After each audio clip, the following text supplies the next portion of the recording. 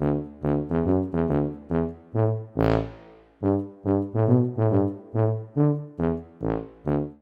everybody, and welcome back to The Film is Okie Dokie, the show where every other week we sit down and watch a movie to determine whether or not it is okie dokie. I am Tommy, joined as always by CJ.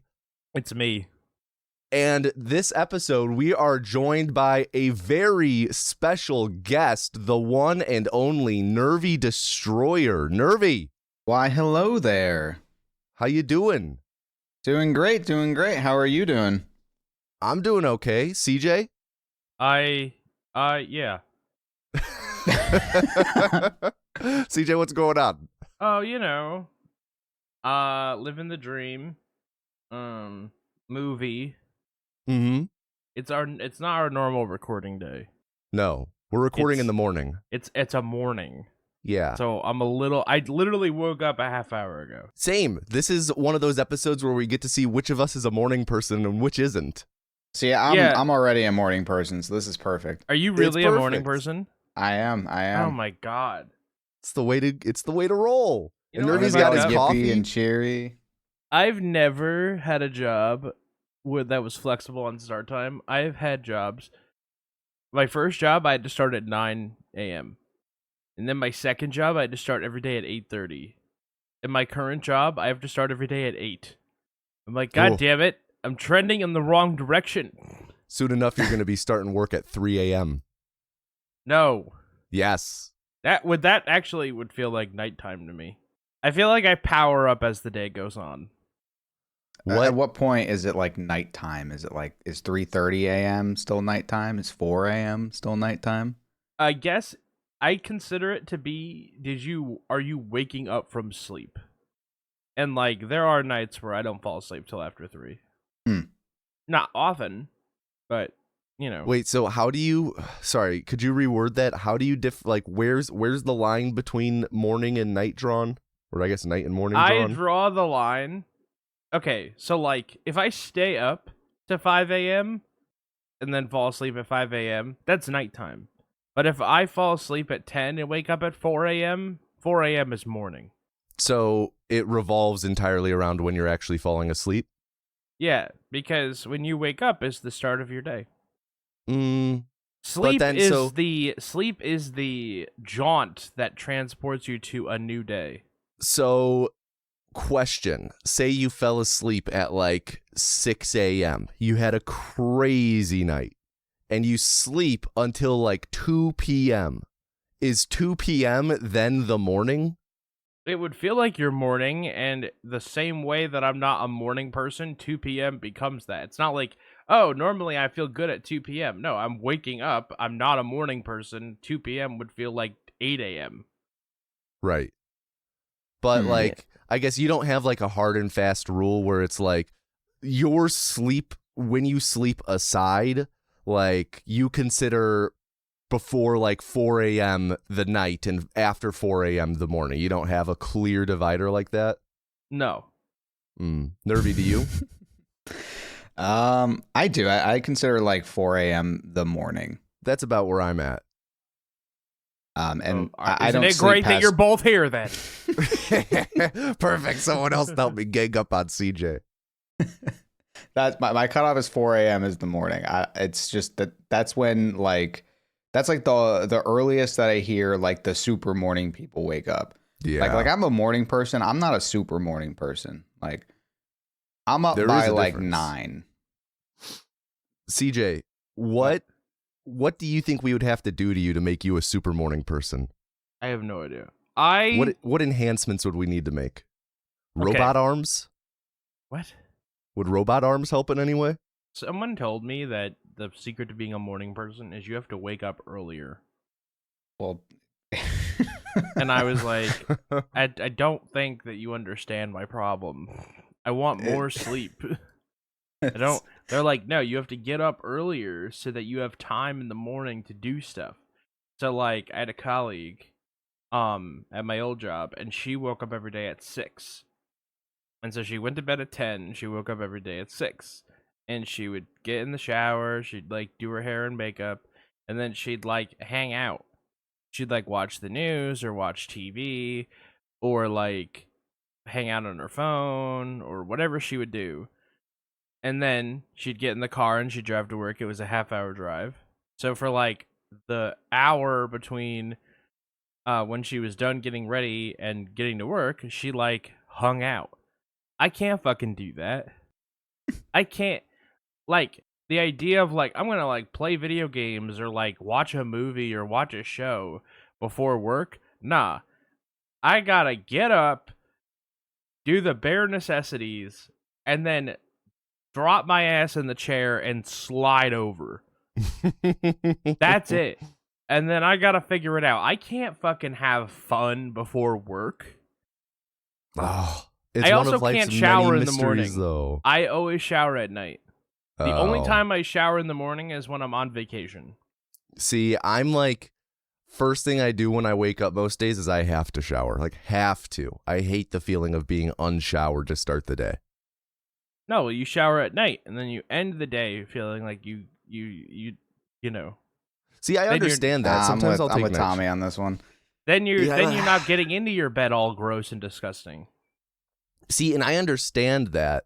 I just also like showering in the morning. I understand.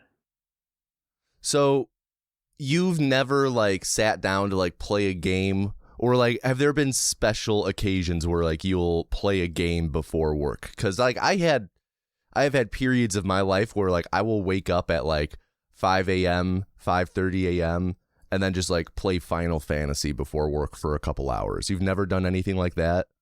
Have I ever done it ever in my life? Yes. But it's not my routine, and I've never been Gotcha. able to make it a part of my routine. Okay, Nervy, how about you? Are you ever a gamer or watching stuff before work?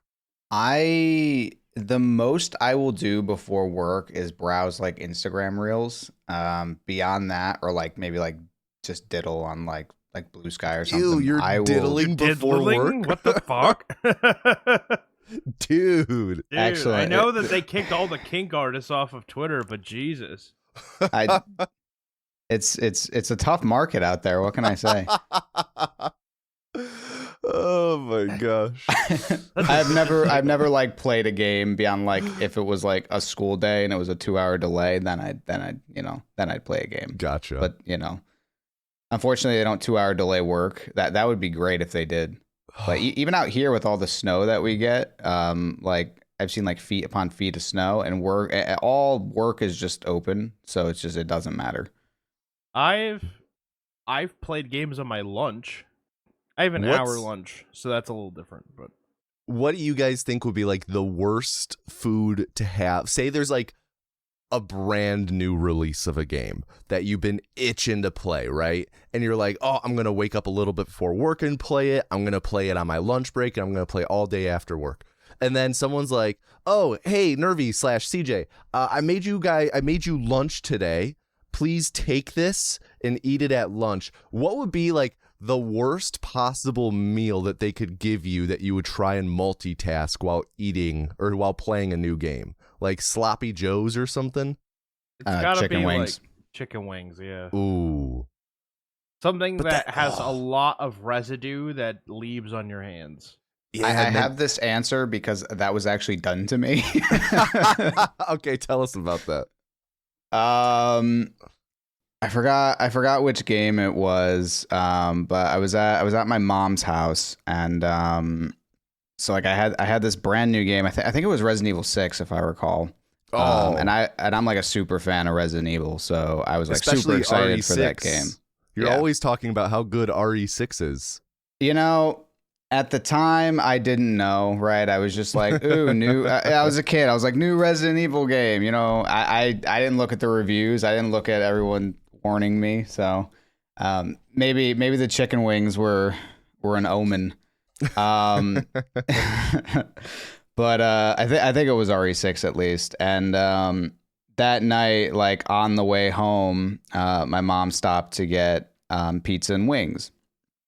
And so like I'm too excited. So I get my food and I run upstairs. I put in the game, and I'm like watching like the opening cutscene, like that big opening with Leon as like the tutorial section. And as I'm like watching the cutscene, I'm eating the chicken wings, and then it's time to play, and I'm just like, oh, fuck. And like you try to wipe off your hands as they're covered in chicken wing sauce, and it's just like, and then you grab the controller, you're like, no, this isn't gonna work. Now you have to go clean the controller. It's it is by far the worst food you could ever do this with.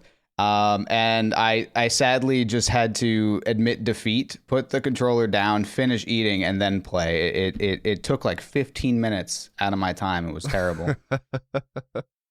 And so were the chicken wings fresh when you were eating them, or do you not remember? They were fresh, yeah. Like we had just got the pizza from. That's good. Because I was gonna say, like, oh man, especially like say you're, say they're leftover chicken wings, or like they were packed for you, and then you have to reheat them, and you have to microwave chicken wings. They always get tough. Yeah, fortunately, didn't have to do that. It was like actual. It was good. It's just I realized very quickly that playing a video game while eating chicken wings does not work. It's a lesson I've applied. It's served me well. How else has that lesson served you in life? Where else does this come in handy? When Cyberpunk 2077 came out, I swear this only happens with like the worst games. It's good now, but at the time it was like unfinished.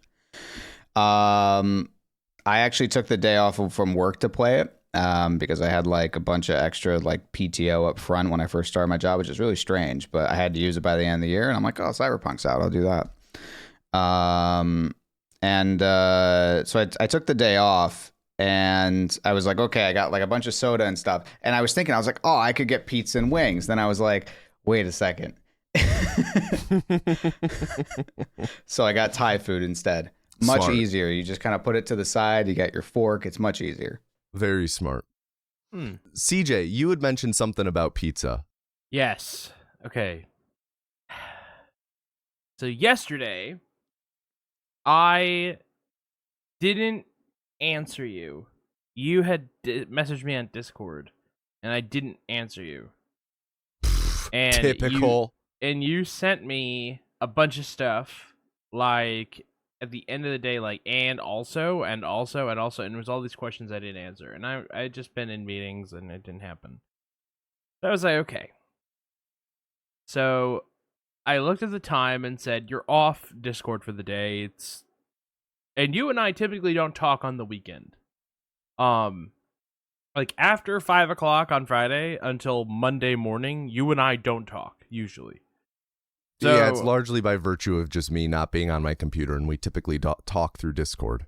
Yeah, so I'm like, okay, and I usually don't text you. Usually I'm like, you're doing stuff, you're with family, you're with Jade, whatever. So I was like, I'll text him because I feel bad I didn't answer any of these questions. So I started texting you all these answers to these questions, and you sent me a text of you and Jade, and you were out. And very, very lovely photo, by the way. And you said you were going to a pizzeria that was about to close. And so I said to myself, oh, pizza sounds good. So I ordered a pizza. And I was already hanging out with my mom. And so I just ordered it there. And I was watching a show. So we watched 2 episodes of the show, which is about 90 minutes, and the pizza still hadn't come. So they said it'd be an hour, and so I usually don't call until it's been 90 minutes. So I called, and I was expecting them to tell me, oh, the driver already has the pizza, yada, yada, yada. That's not what happened. She said, you didn't order a pizza.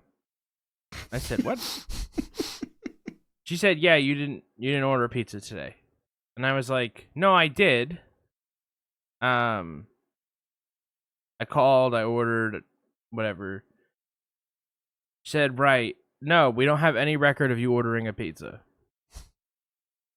And so I was like, okay, cool. Well, I did. She's like, okay, she puts me on hold. She's like, did you call the other store? So they have 2 locations.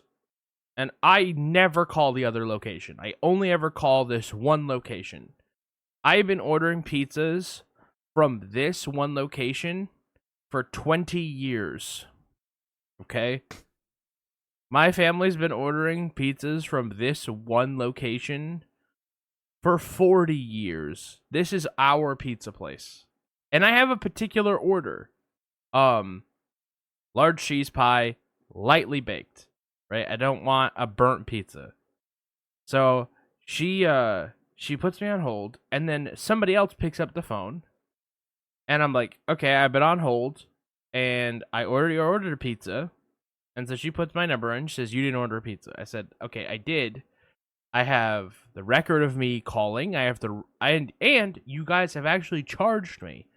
So they call over to the other store. The other store says that they don't have an order for me. And I was like, that's good, because I didn't call over there. And so she puts me on hold, and then eventually somebody gets on the phone and says, hello? And I'm like, hi. And it's a man this time. And he says, hey, I'm the manager.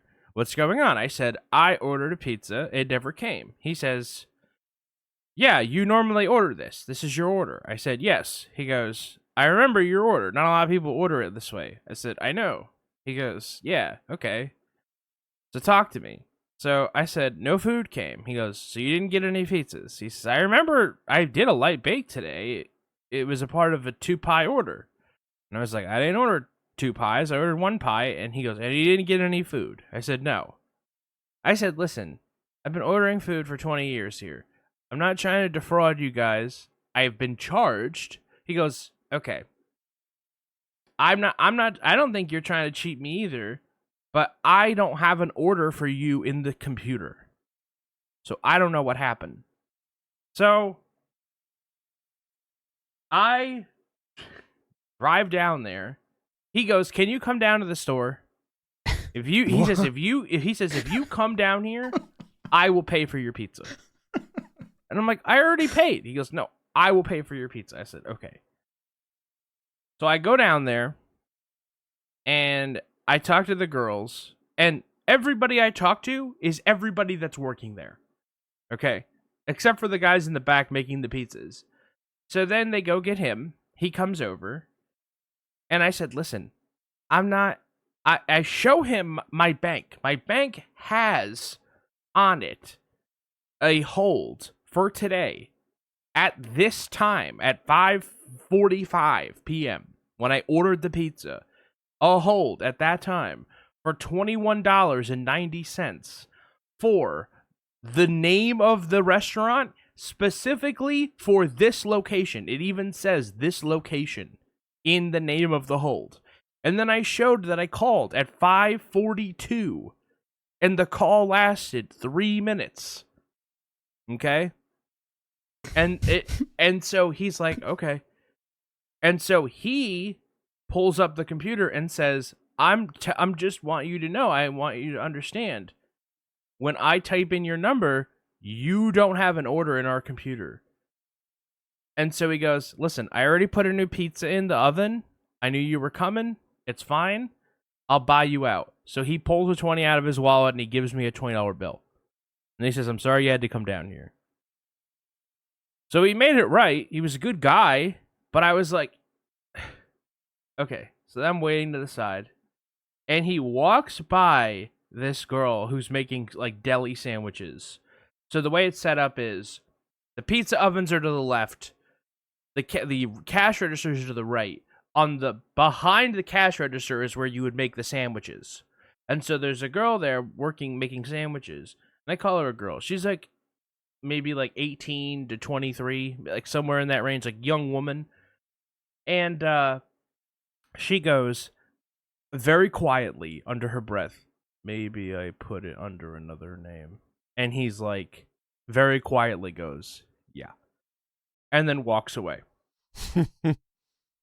And so I'm like, so I get my pizza, I go home. It was so hot that there was no way the cheese wouldn't slide. So the cheese slid, but it was okay. And I was like, this better be the best tasting pizza I've ever had from here. And it pretty much was. Okay. They did like a perfect pie for me, and I was like, okay, good. I stress ate the whole thing, but it was good. That's the important part. That's what I was worried about. I'm like, after all this, is it at least going to be good, or is Yes. it like, is it going to be a was so vengeful worried. pie or a remorseful pie? Because it's two different pies there. Yeah, I was a little. By the end of it, it took 3 hours, or no, 2 hours and 15 minutes. I ran a timer because I started running a timer when I ordered it. Believe it or not, because I was like, okay, they said it's going to be an hour. If they say it's going to be 45 minutes, they usually are right. But when they say it's an hour, there's no fucking telling when this pizza's going to get here. So, anyway, I left 2 slices this morning, and I had those before we started recording. So that's how you became a morning person today, was you ate the leftover fucked up pizza. No, it wasn't fucked up. It was good. I was so annoyed. And I actually had an anxiety attack in the middle of this. I've been ordering pizzas there for so long. They just got it out for you. No, they don't. They fucked it up one time in 20 years, and the guy pulled in his wallet and pulled out a $20 bill. How could I be upset with the resolution? A mistake happened. You can't prevent mistakes from happening, right? How can you be upset with the resolution? Easily, it took 2.5 hours to get a pizza. No, but they made it right. Did they rewind time for you? I can't. Are you gonna be mad that there was Burn a mistake? Down, mistakes CJ, happen? One burn mistake in 20 years? Not only allowed. takes one. I mean, It only takes. What if that mistake was they put a dead rat on your pizza? I'm only gonna do pickup from there for a while. I feel like pickup, there's less of a chance of them fucking it up. Just so that way, if something goes wrong, you can just go in and sort it all out in person immediately. Well, that way, in case something goes wrong, the time between me waiting is not that bad. Also, I was going to ask this question before. Sorry. Go ahead. Would you rather have a 30-minute lunch and start at 8:30, or an hour lunch and start at 8? I myself would choose 30-minute lunch 8:30 because I used to work the start at 8 and have a full hour, and the full hour lunch, it was nice, but don't get me wrong, I would have rather started later or gotten out half an hour earlier though. See, I'm the opposite. I prefer having the break. If I have to be here until 5 no matter what, I'd rather have the break. What about you, Nervy?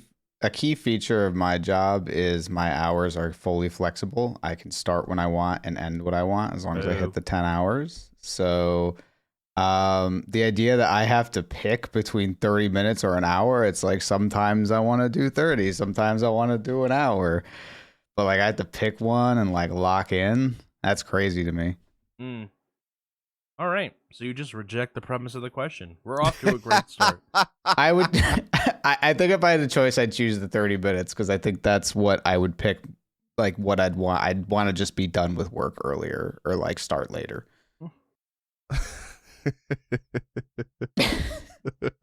But maybe I take an hour lunch occasionally. What are they going to do? Fire me? What are they going to do? Make me sit down and have to play Cyberpunk 2077 with my goddamn chicken wings? Oh my gosh. Well, Zombieland. Yeah, I was about to say, transitioning a bit into the movie we're watching today, Zombieland. Nervy, you brought Zombieland to the table for us to all watch. Before we talk a little bit about Zombieland specifically, I wanted to ask you two, what are your favorite zombie movies? Favorite zombie movies? Are you asking like just like my top zombie movies or like what is my favorite? Okay. Yeah, like ones you really just, if you have a top favorite or just in general, if you have ones you really love. Well, my favorite zombie movie is Zombieland. But which we'll get into in a second. I think Dawn of the Dead is up there. Which one? Whatever.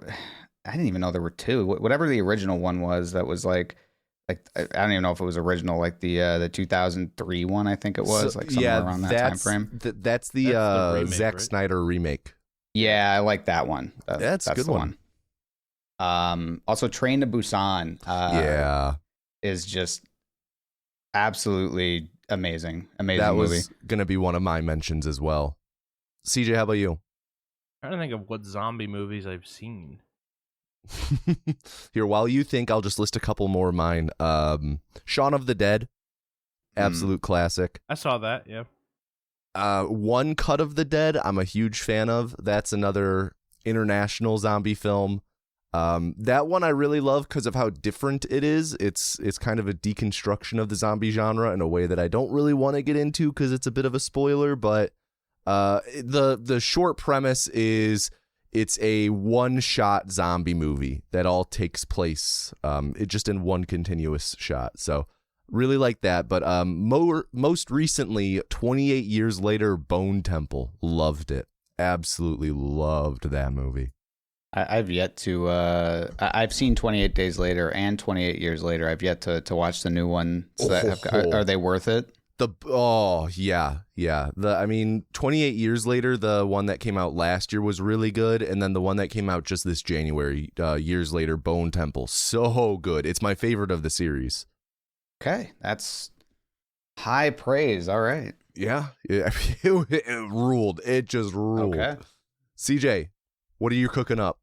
I'm just gonna say the movies that I've seen. Okay. I have seen one. There was one like horror slop film I saw. I saw the last hour of it at a party. It was really bad. I have seen Night of the Living Dead. Sorry, this horror slop one. Do you remember anything else about it? I know that it was a third one. Third one. I would try. It was a zombie? It was a zombie movie. Yeah.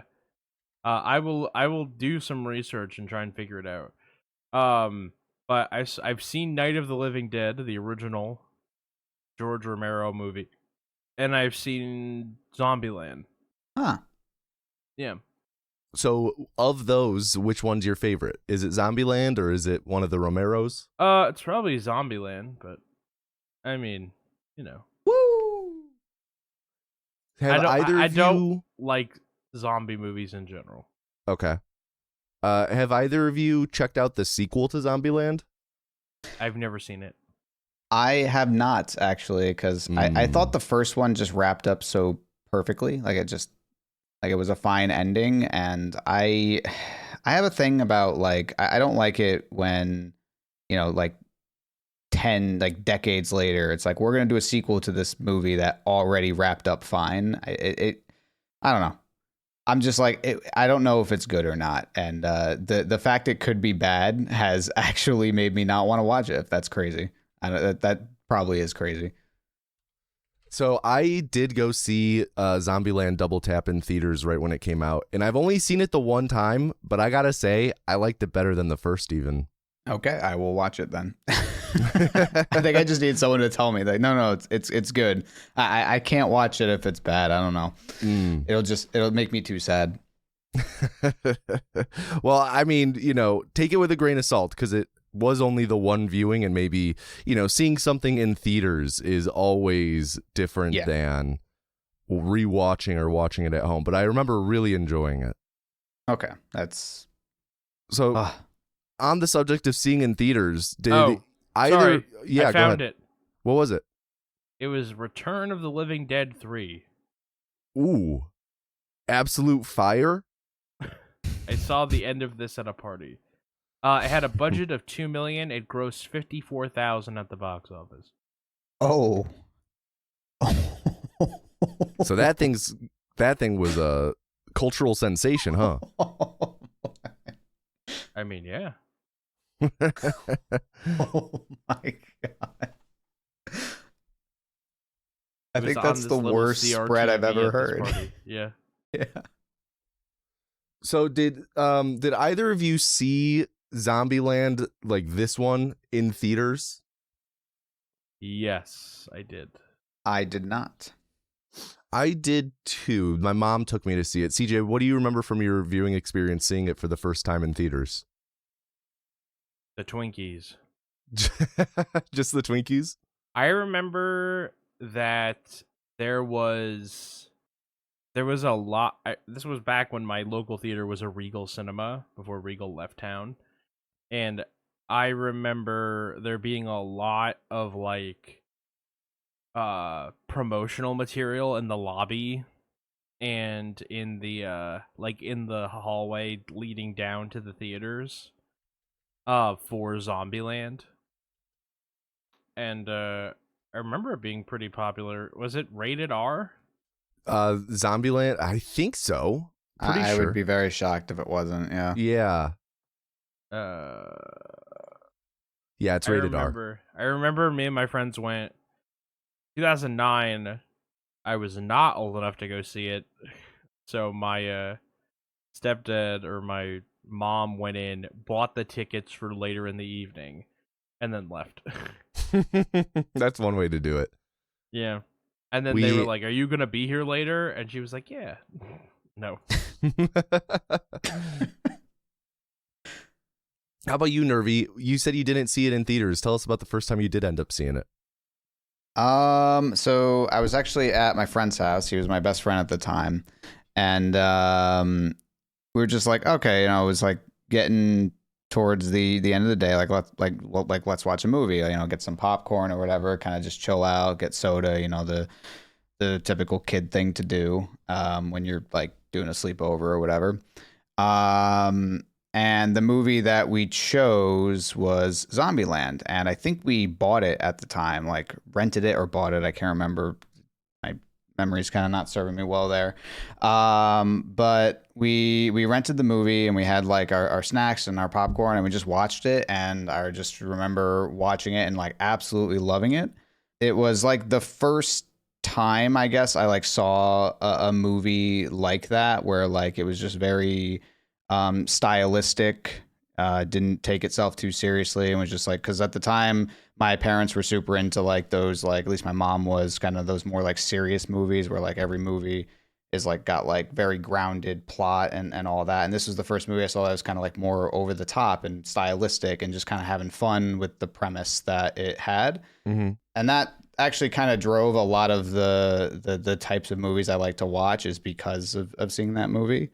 I think like the other two movies I was considering for this podcast episode was it was Kingsman and Bullet Train.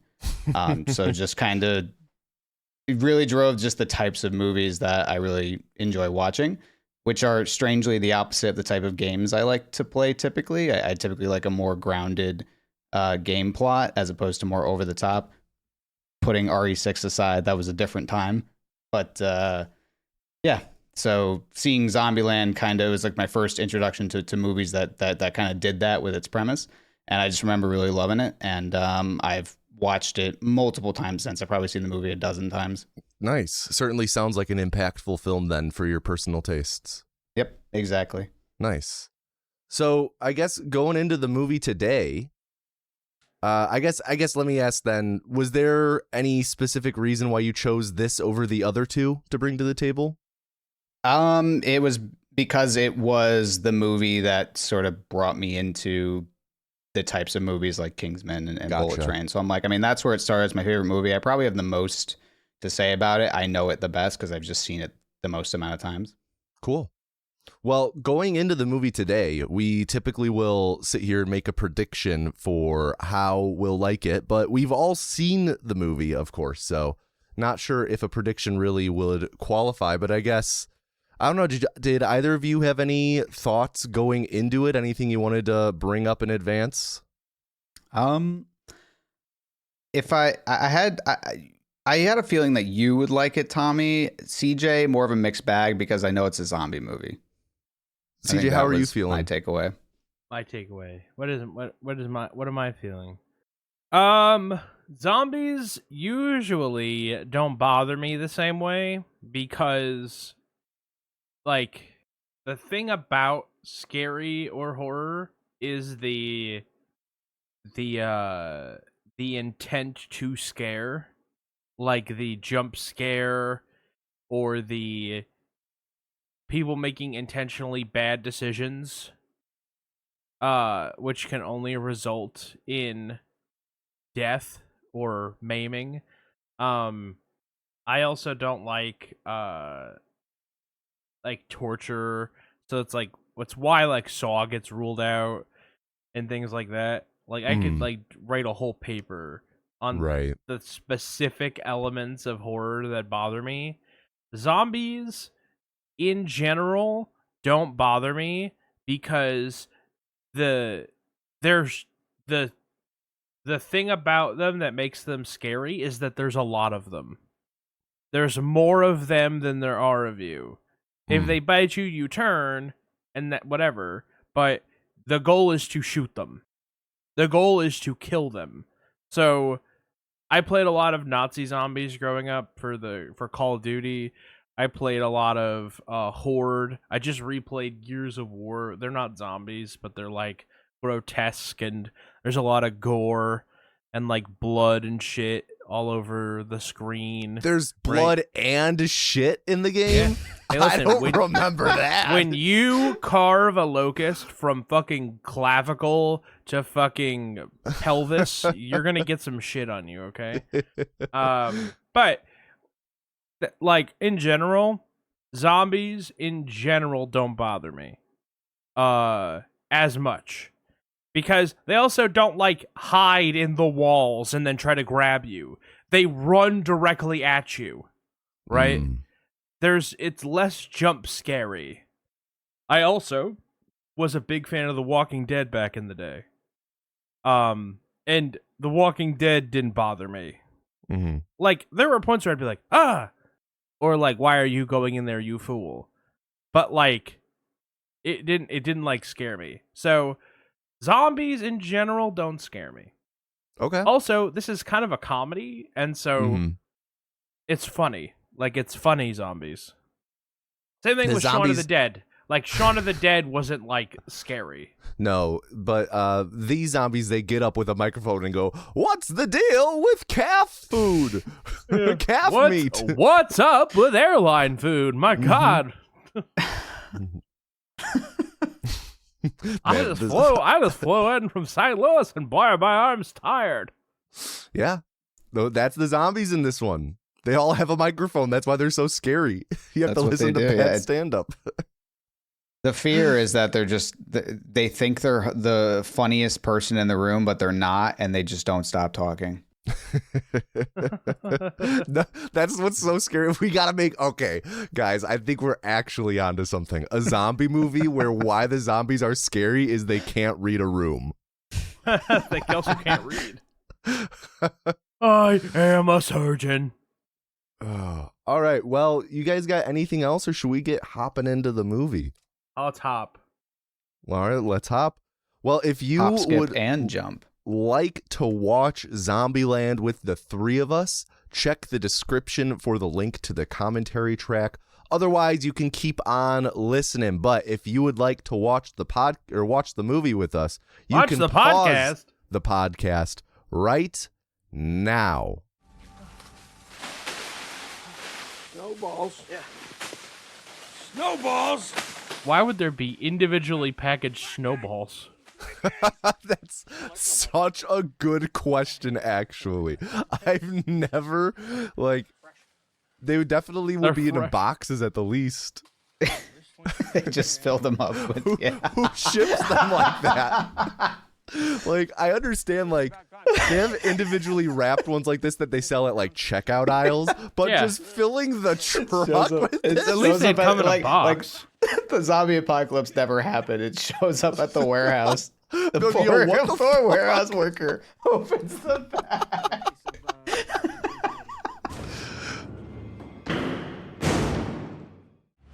So, you did all this for a Twinkie? Oh, no, he did. I'm just kind of like a Sancho Panza character. That is such a dig that Tallahassee does not understand. That's such a dig that 95% of the movie audience didn't understand. Look, I know. Hello, and welcome back to The Film is Okie Dokie. We're in the post-show for Zombieland. We're all here. We made it to the other side. We all survived the zombie apocalypse. From the safety of our seats in our homes. Mm-hmm. You know, that was always something that my friends asked because we were like I said, I think I might have said this in the beginning, but we were like big into The Walking Dead. Like, oh, who would you team up with in like the zombie apocalypse? The answer is fucking nobody. Okay, nobody. Everybody has a vested interest in living, and You don't dying. want to keep someone around though, just in case. Well, there's strength in numbers though, CJ. Yeah, you know what The Walking Dead showed me is that war will persist. War never changes. That's also what Fallout taught me. Yeah, but CJ, you got to have someone next to you to trip if the zombies get the upper hand. You're right. I've The been meat playing. bag. I've been playing Borderlands 2 for the first time, and I've Ooh. been playing with my friend JR. Shout out to JR, listener of the show, and he has a motto which is, "I don't have to be faster than you. I don't have to be faster than trouble. I just have to be faster than you."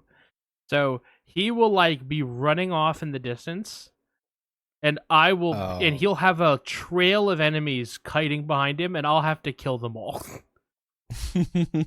See, it sounds like you got a perfect zombie apocalypse buddy right there.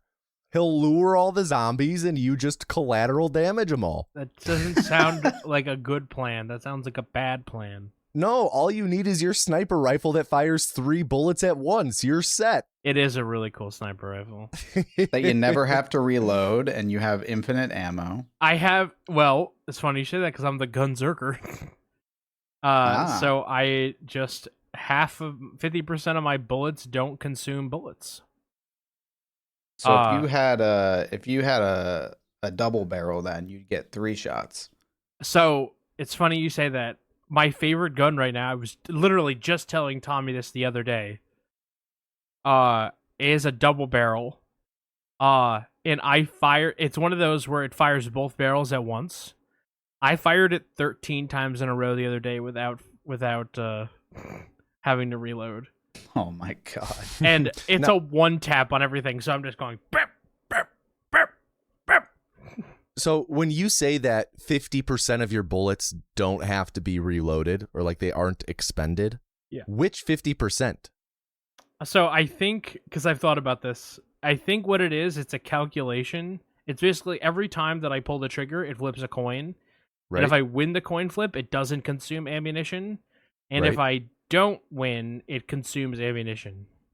Right. Okay. So like the ones that are winning the coin tosses, are those all the bullets on the left or all the bullets on the right or some in the middle? Can I tell you, I genuinely have an answer for this. Okay. In my headcanon, when you fire a double barrel, it shoots the left barrel first and then the right barrel. Okay. So it's the right one is saving or the left one is, since that's the one that shoots first. It flips the coin on the left barrel. Okay. And then if I fail the coin toss, then it flips the coin on the right barrel. But it goes Okay, left so- then right. It saves the bullets on the left first. Yes. Bullets on the right have to stay on the Titanic. Yes. Now, my sniper rifle, I have no idea. Magazine weapons, I have no idea. On my wheel gun, on any gun that has a cylinder, I think about it as 12, then 2, then 4, then 6, so on and so forth. Okay. This got real mathy real quick. Like the clock. 12 Oh, I know how to o'clocks. read it. Okay, I know what a clock is. Okay, makes sense again. Yeah. I've seen them a couple times. Kids today don't know how to read analog clocks. I read an article that said that, and then I was cleaning out one of my mom's closets, her desk or something, and I found a printed out article from like 2001 saying basically the same shit, that kids don't know how to read analog clocks, and I'm like, fucking people, just keep regurgitating the same shit. I just don't believe that, because schools just still have them up. Like it's not that hard. Like I don't know. I am so on board with everything you guys are saying. Though I would like to submit my my little cousin, she is 24, I want to say, does not know how to read an analog clock. Okay. Oh, okay. Real quick, It feels weird to call her your little cousin when she's 24. Well, she's my little cousin. I know. I get it. It's just, as I guess the youngest of the family, I've never had this problem. When you said younger, like little cousin, like I'm my imagining brain like, immediately went like, yeah, like a 5 or 6 year old. Like, yeah, they can't read it all. Then you hit me with the 22, and I was like, 24. okay. 24, excuse me. Yeah. Do you have a favorite? You have a lot of cousins. Yeah, I would say so. You are like the standard Midwest Italian family with all the cousins. How do you I wouldn't feel? say standard, but go on. That's a lot for a standard. This is a big cross to bear, CJ. You're unloading a lot on me. Question. So I guess I'm curious on the gender distribution. It's like 50-50. It's 50-50? Pretty much. If it's not 50-50, we have maybe like one more boy than girl. Okay. Really? Okay. I am the only boy on my sorry, that's not true. I have a brother, right? He doesn't count as a cousin. But all the male cousins are 20 or so years older than I am. So it's like there's like generations of cousins at this point. Mm. So of the cousins in my age bracket, my brother's also 17 years older than I am, for the record. But of the cousins in my age bracket, I was the only boy on my dad's side, and there is one other boy on my mom's side. Everyone else is a girl, except the first time I ever met that guy. Literally, I was excited to meet him because I'm like, oh, a boy cousin, right? Like, I'm gonna have a friend. I'm gonna have like someone to hang out with. The first time I ever met him, he stole my wallet. I like this guy. Sounds like a good friend, honestly. I was that's like what I would do. 10 and he was 8. Or I was 8 and he was 10 and he stole my wallet. Oh, I mean, Taught you a valuable lesson right off the get-go. You know what's sounds really like funny? you kind of deserved it. My mom is the one that figured out he stole my wallet. I didn't even realize he stole my wallet. That's what you get for being 8. Did he give it back? My mom took it back. She found it in his suitcase. Did she give it to you then, or did she keep it for herself? She did, and she also was like, where's the money that was inside? He took like the pictures of my family out of my wallet and he took the money, and she was like, well, he gave back the photos. I had to go to his dad to get the money back. And I was like, what an asshole. Was your mom like, little CJ, how many dollars were in your wallet? And then you like severely over exaggerated so you could get more back? No, I was the $600. It's kind of like a little scam we saw in a movie. I didn't learn how to lie until I was a little older. For a moment, I thought you were going to say count. I was kind of hoping that like this story was going to be like, yeah, then my mom figured it out and then she stole my wallet and I didn't find out until 10 years later. So the other story I remember from the first time I met him, he ran a Super Bowl pool.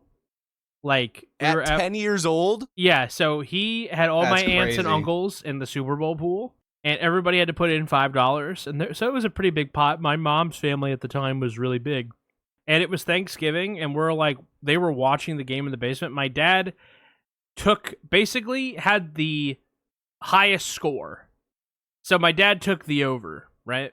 And my cousin tried to say that because the score was higher than the thing, that he wins the money. So he's like, well, nobody bet that it was going to be like 60 points. Wow, my dad was like, trying to default everyone's bets? Yeah, and he was like, yeah, so I had to keep it. And my dad was like, no, I took the fucking over. Dude, this is my least favorite cousin of yours. Well, congratulations. You haven't met the rest of them. But yeah, thank you. I'll take the congratulations. Yeah. He has like a sad story later in life. Like he turns into a sad person. But I'm not going to talk about that. One, because it's personal, and two, because I like to think, like, you know that saying you have to imagine Sisyphus happy? I like to imagine him as just an asshole. It makes my life a little easier to be like, no, like, fuck that guy. Also, it was my birthday around that time, and so he came to my birthday party, and I remember I got Pokemon Ruby and Sapphire because my parents didn't understand my birthday list, so they bought me both games, which was really cool, and I still have both of them. But he was like, cool, I'm gonna play one. And so he like stayed over at my house and played. I think I gave him Ruby to play, and he played Ruby and I played Sapphire. In like after like a night of staying up and playing, I remember the next day all he had was a Zigzagoon. He released his starter. All he had was a Zigzagoon. I had beaten like 4 gyms. See, CJ, you were merely playing the game. He was living the game. Oh yeah, he was. He was doing a Kaizo before it was cool. We have reconciled as adults, but yeah, that was the first time I ever met the only other boy cousin. There are others. Well, many of them are dead. I think that we're just going to have a CJ cousin origin story in every episode of the podcast. No, now. not every episode. We'll skip the problematic cousins. Yeah, I'm ready for the Tommy cousin tier list. Oh, I don't my have God. a cousin tier list prepared, but I do have a game for you two to play prepared. What a segue. If you guys are a bit more interested I'm in ready. that. Yeah, I am more interested in that. So, do I get to the movie, trot out my trivia for the day? Maybe your tantalizing trivia. Yeah. So I'm awful at trivia. I don't know things. we are gonna play a little head-to-head game. All right. I am going to be asking you guys a series of questions, the subject of which will be apparent very soon. And I'm going to ask each of you to DM me privately your answers for both of them. Just so that it's not like a race shouting match, right? I'm going to give you guys a couple seconds. You could think about it, but I don't want you to think too deeply. So you guys know how oftentimes in like zombie movies and whatnot, they don't call the zombies by the word zombies. They have different terms for them. Yes. This is a copyright thing, right? I don't know. I don't know the origin of it. But we are going to play a game where I am going to name a franchise, a film. I'm going to name a piece of media for you. And you guys have to guess or tell me if you happen to know the correct answer what they call the zombies or otherwise stated entity in that piece of media. Some of these good one. Might be tough. I'm going to tell you. You guys are not going to get a perfect score or anywhere close to it. This is a battle head to head. This is not a high score competition. Okay. So some of these are tough. I intentionally tried to pick ones that are generally guessable. There are a handful on here you might know. I have 14 in total. Jeez. So there's a few that you guys probably know. Some Hopefully. You have no clue and you're going to be taking a stab in the dark, and some you could probably make an educated guess on. So, you guys ready? Yeah, okay. Yes. So we're not going to yell over each other. Right. I'm going to have each of you DM me your answers. And just once you've sent your message, why don't you just say done so the audio listener knows. So, first up, what do they call zombies in The Walking Dead? I knew this was going to be the first one. Done. Okay, both of you said walkers. Both of you are correct. Good job. Walkers. Starting off strong. One each of you. Good job. Good job. I also had a feeling that was going to be the first. It was the only thing that popped into my head. It's just like it was walkers, The Walking walkers, Dead. Yep. Walkers. Yep. We want to start off with a little bit of a softball. Yeah. All right. Now, in the 28 Days Later series, what do they call the zombies? I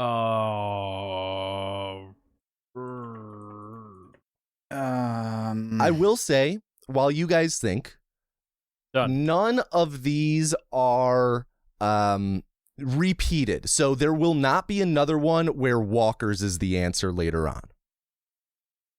Okay. Good. Done. Okay. CJ, could you read what you submitted? I wrote rage virus infected. Nervy, and what did you put? Infected. Okay, so the actual answer is just infected. Ah. CJ, since your answer contains infected, I'll give you a half point. Okay. Nervy, you get a full point. Maybe that half point Let's will go. come in handy later. Lady?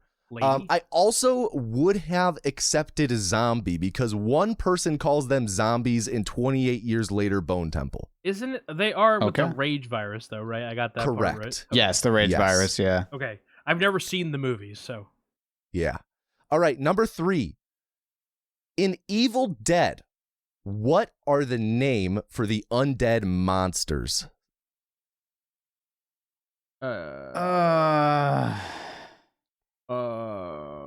This is the one with the guy from Burn Notice with the axe, the chainsaw hand, right? Yes, this is the series starring Bruce Campbell, directed by Sam Raimi. This Doesn't he have is a cancer? Sam Raimi Is it a brainchild. particular movie or just across all the movies? The whole franchise.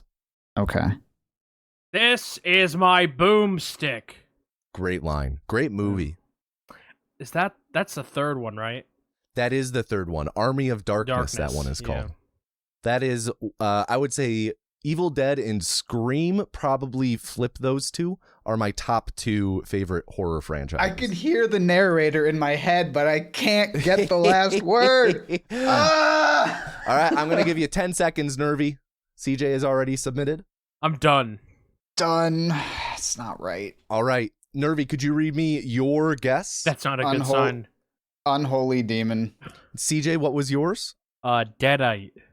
The correct answer was Deadites. CJ, congrats. You are up to 2.5 points. Nervy, you are still standing solid at 2. There we go. All right. Dang it.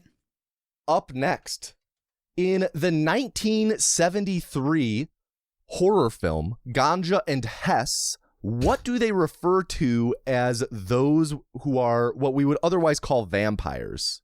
I'm sorry. What? There are vampires in the movie. It's a vampire Done. film, but what do they call the vampires? I don't actually know, by the way. I just this. It's a good. Hey, you have a good guess. Thank you. Done. All right, Nervy, could you read me your prediction, your guess? Bloodsuckers. CJ, yours? I wrote vampire. I like both of your guesses a lot. CJ, I especially like your guess, even though it's incorrect. The right answer was actually someone with a blood addiction. Ooh. So No you were shot. close, Nervy, but I don't think you were quite close enough to get a half point. I would not apologize. give me a half point, no. No. All right. I mean, I'll take it if you're feeling generous. No. Oh, no. We'll leave you at 2. 2.5 to 2. Next up. I'll remember that. In Night of the Living Dead 1968, what do they call the zombies? While you guys talk, I want to say as well, I talked about a lot of these are going to be just total crapshoots. I did try and order them a little bit where we had some easier ones up front and a couple easier ones sprinkled in the back half. I think the hardest stretch you guys are just getting into.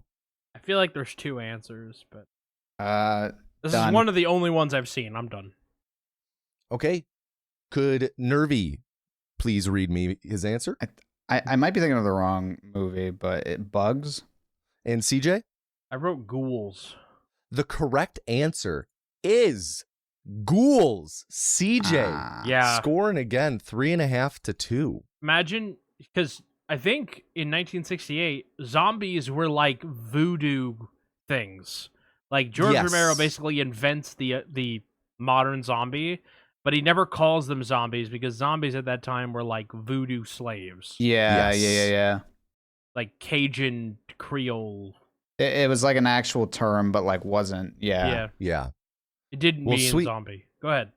Number 6, Moving Day of right the along. Dead, 1985. What do they call the zombies? Is this the sequel to Night of the Living Dead?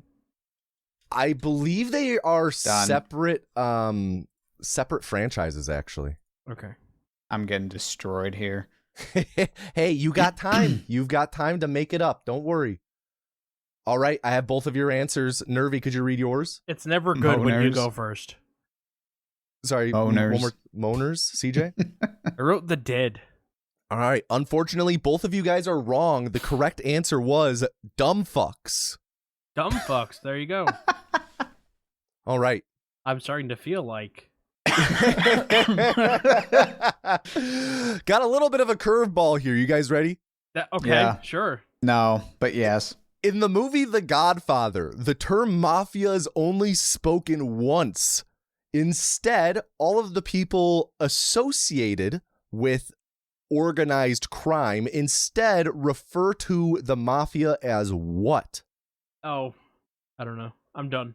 Done. I don't know. Nervy? Death. CJ? I wrote this thing of ours. So, This thing of ours. the correct answer is Cosa Nostra, Yeah. which I is was Italian Yes. for this thing of ours.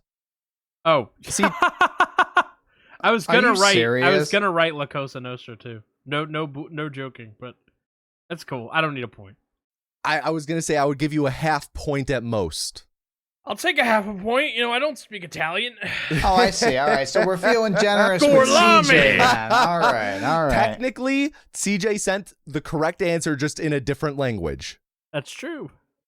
I sent the correct answer too. Just the first half is all I'm saying. You know what? Why don't we give CJ a quarter point for No. that? I want my half a point. Damn it. A tenth or no deal. All right, we'll do half just to bring you up to around 4. There we go. All right. All right, another curveball.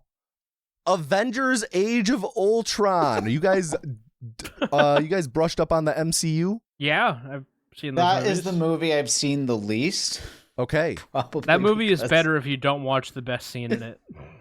So, in Avengers: Age of Ultron, we are introduced to 2 new characters, Wanda and Pietro Maximoff, famously Scarlet Witch and Quicksilver, who are typically mutants, though because of Fox owning the X-Men and mutant umbrella of Marvel, the MCU was unable to use the term mutant to describe Wanda and Pietro. So, what word did they use instead to describe these 2 characters? Oh my god, I know the scene. I'm just gonna guess. I think this is Done. it. I can hear Captain America saying it. All right, Nervy, your guess? Specials. And CJ? Just a little bit special. I wrote enhanced. The correct answer is enhanced, CJ. Yes. I remember the scene in the beginning when like somebody gets punched and I think Steve Rogers goes, "We have enhanced in the I field. Enhanced in the Do field." not remember at all any of that. Don't worry, you got a chance. You got a chance. You just got to No, I guess some of don't. these random ones right. So what? So what is the score for the people at home? The score for the people at home is CJ 5, Nervy 2. We have 1, 2, 3, 4, Really 5, 6 two and a left. half if we consider the circumstances. Bloodsuckers and blood addiction. All right. Ready for one in the back half? Yeah. The movie The World's End features robots of a sort, though what do they refer to them to in the movie? Or refer to them as? All right.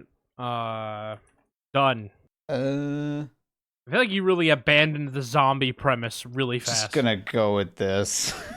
There's only so many. It's surprisingly, there are far fewer alternative zombie names used in media than it actually seems. All right. Wow. The both of you sending me the same slur. No, we did not. No way!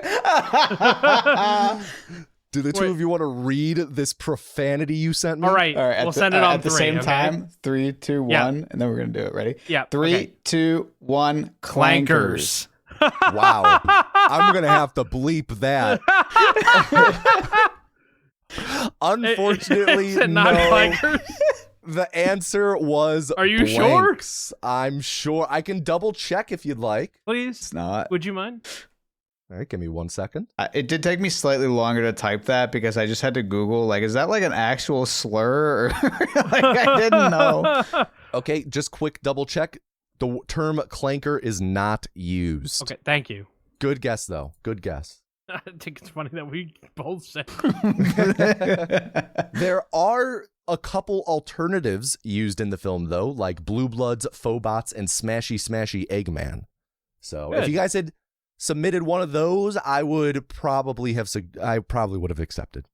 So if I said like Dr. Eggman, would that be half a point? Woo! Possibly. Unless, what if I were more of a Robotnik person, though? Maybe I would just reject Eggman on principle. Is John Lennon the Eggman? Hmm. No, he's the walrus. Well, I am the Eggman.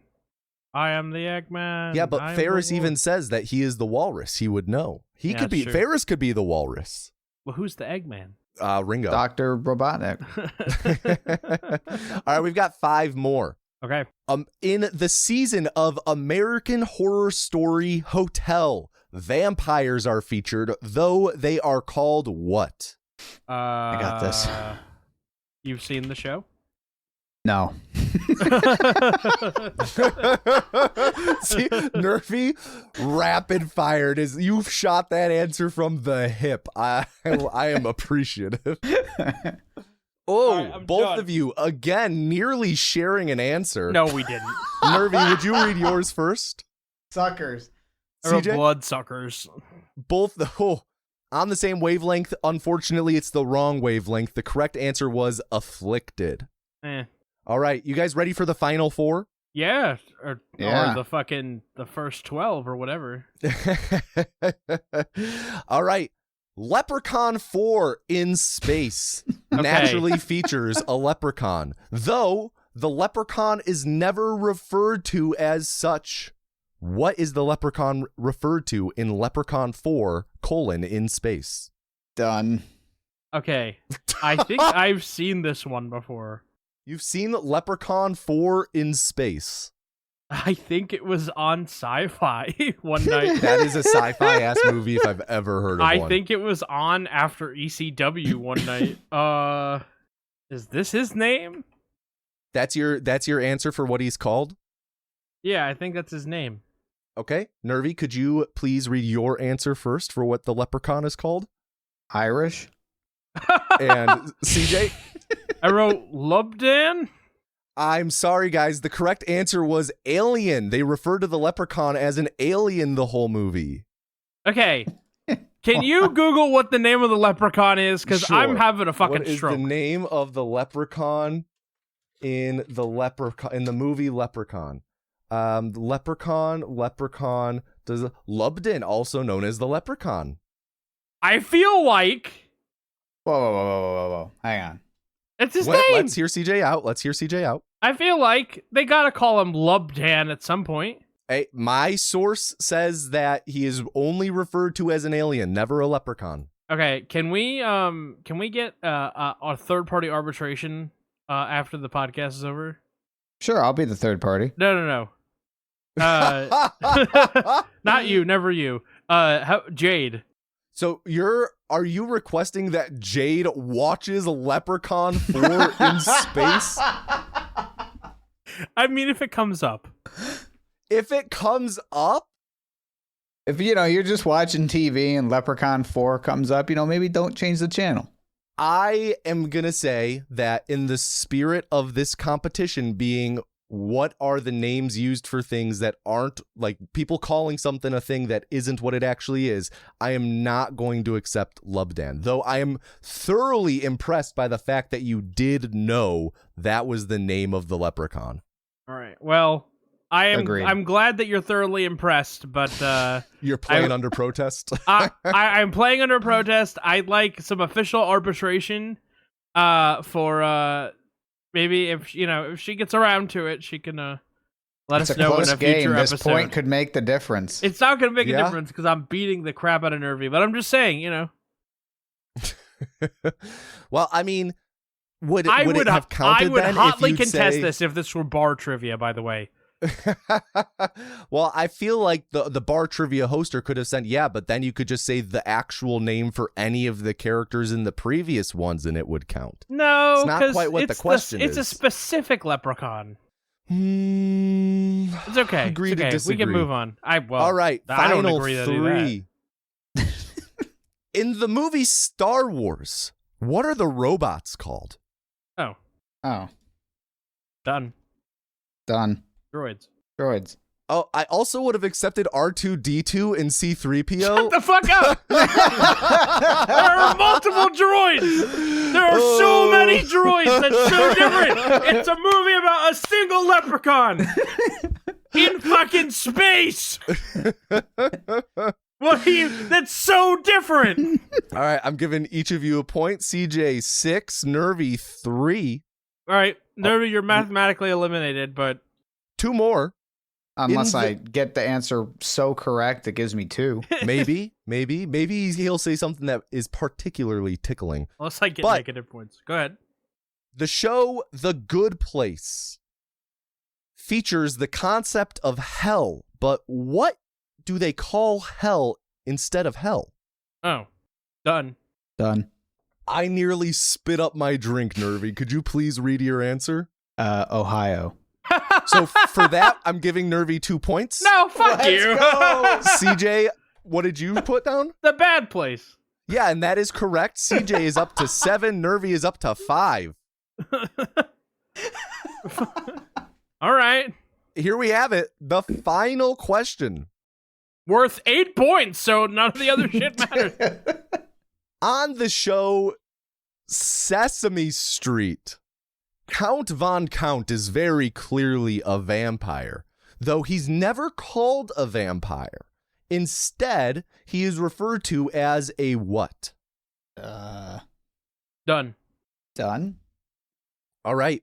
How about we read our answers on 3? 1, 2, 3. Count. Very nice. Both of you correct. Okay. That brings our final scores to CJ 8 and Nervy miraculously with 9 points. Fuck you. Nervy, you ended up with 6. Thank you. Come back. Yeah, it just I would have when, fucking thrown shit.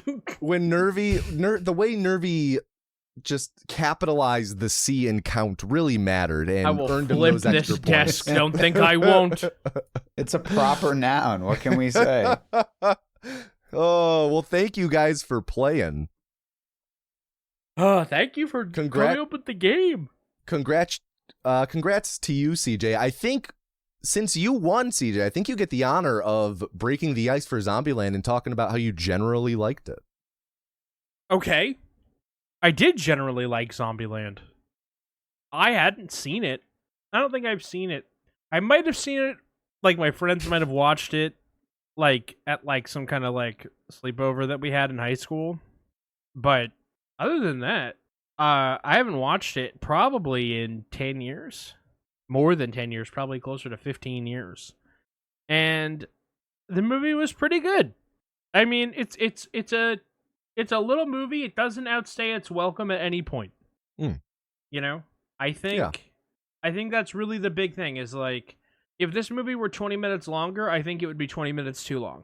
I think it is perfect for what it is and its length. And I didn't mind revisiting it. Yeah, it's a tight 90. It's under 90 minutes, in fact. Yeah, with the credits, it's less than that for sure. Yeah. So, no, and it's pretty well stylized. Like it's distinct. Mm-hmm. I think it's distinct from the other things that came out at the time. I don't know that it's revolutionary as a zombie thing or as a horror comedy. I think there are other things that do it better in general. But I enjoy this for what it is. And like I said, it never outstays its welcome. It's just good for what it is. Nice. How about you, Tommy? Wow, we're leaving Nervy out to dry. No, okay, we're saving the best for last, you fucking asshole. Oh, right. We're saving the There are a lot of winner, droids in Star Wars, okay? The winner in everyone's heart to the game. Nervy gets to go last. All right. It literally gave me heartburn. I'm so mad. I want to keep arguing, but I'm doing my best to calm down. Oh my gosh. Yeah, no, I liked it. I've seen this movie a lot over the years. I think I owned it on DVD at one point. And I agree with a lot of what you said, CJ. It's a really fun time. Doesn't overstay its welcome. Really stylized, which adds a lot to it, adds a lot of character. And I agree that it didn't revolutionize the zombie genre in any way. This was, I would say, on the front end of like the tidal wave that was zombie media. You know, this was like probably right as it's starting to really start to crest. I feel like it was early 2010s that it was at its most saturated. So this just beat it to the punch. It doesn't do anything to like really reinvent the genre in any way, though it does a good job at carving out its own place in the genre. It feels more arcadey almost compared to the others, while still not being like strictly action. You know, a lot of the arcadiness comes from the dialogue and the banter or the over the top personalities in this. So yeah, it was really fun to revisit and I had a good time. But yeah. Nervy. Go ahead, CJ. I was going to say, to your point, there is a huge wave of zombie media like after Walking Dead's pilot comes out. And like 2010, 2011, 2012, 2013, like people could not get enough of zombie stuff. And I think we talk about like genres and how they die. And a really popular example of that is the Western or the musical, how everything was a Western or everything was a musical. And then like it disappears. We lived through a time where there was no shortage of zombie anything. It felt like everything had a zombie tie-in. Like your favorite show would have a zombie episode. Like there was no shortage of it, and everybody was so into. I feel like I could write a whole thing about this, but I feel like this is around the same time where probably one of the last shows that America watched together was those AMC shows, the Mad Men, Breaking Bad, but especially the first few seasons of The Walking Dead. Oh yeah, it felt everybody like was every talking about single person in the world sat down to watch it on television live. Right? Game of Thrones was a little different.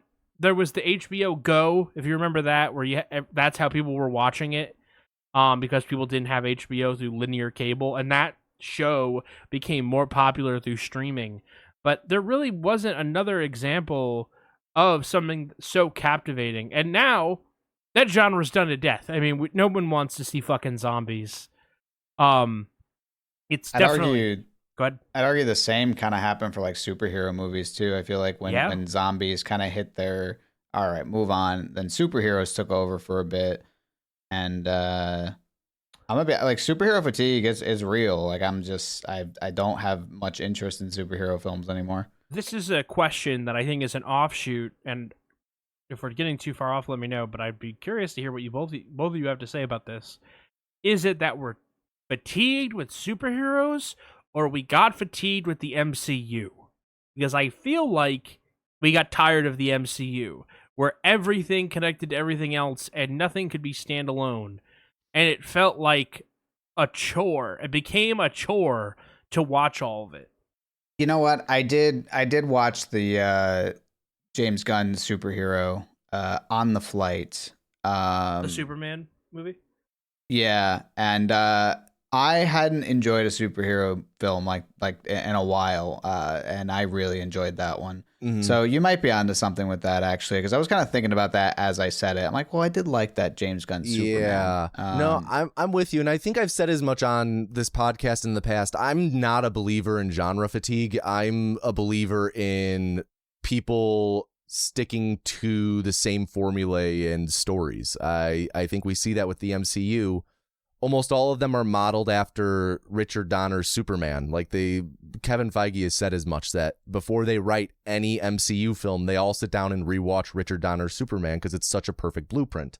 And I think that for me, it's a lot of MCU fatigue because of how you go and see it and you're seeing it's 80% the same movie every time, So I'm tired of the same stories being told. And I think that's kind of what we're seeing with, at least so far, the promise of the DCU, like Nervy, what you were talking about with Superman is, we're kind of embracing superheroes as a medium to tell different types of stories as opposed to just a superhero story. Yeah, we see the upcoming Clayface movie where James Gunn has come out and said as much, where it's like superheroes are a thing, yeah, but that is just the thing tying it to a different genre. Like, it's a superhero story, but it's a horror film first. I'm actually excited for that because it looks like it's like leaning into the horror elements, which is really cool. I'm hopeful that it actually does fully lean into them rather than being like Multiverse of Madness, where it's like, this is gonna be the scary MCU movie, and then it's just an MCU movie at the end of the day. I think they had to back off that. I think they did, because I think that they sold too many. I mean, they don't give a shit about the movies. They sell so many fucking toys and so much merchandise from the movies. The movies are ancillary. The real profit center is the 99-cent mask they sell for $20, right? It's the $2 toy made in Taiwan that they sell for $20. Yeah. And that's why part of the contracts to get Spider-Man into the MCU, it wasn't that, like, I think Disney, Marvel got most of the points on the movie, but they wouldn't give up any of the rights for the toys. All that Sony wanted was the toy sales. And Spider-Man's like one of the biggest, if not the biggest, superhero. To your point about genre fatigue, consider this. The Boys is currently airing its final season. Invincible was airing season 4 at the same time. At the same time, Daredevil Born Again season 2 came out. I love Daredevil. I didn't even know it came out. And it's not a shot at Daredevil, but we have 3 weekly television. We have 3 weekly shows right now that are superhero based. I didn't watch the Power Man, whatever. I didn't watch that show at all. Wonder Man. I didn't see that at all. I didn't even know it came out until someone told me it was all out. And they I'm dropped it all at once. Oh, that's unique. But, but Invincible doesn't feel like a superhero thing. It feels like completely its own thing.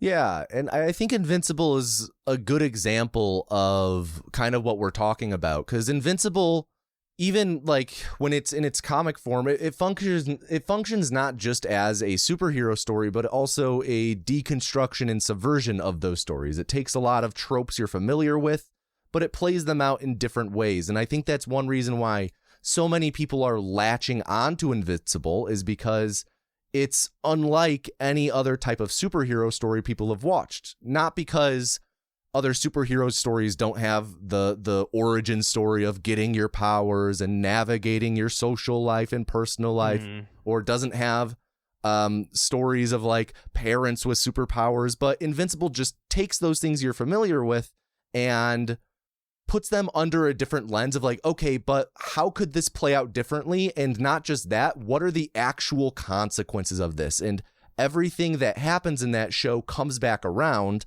unlike a lot of comic stories where everything gets retconned eventually.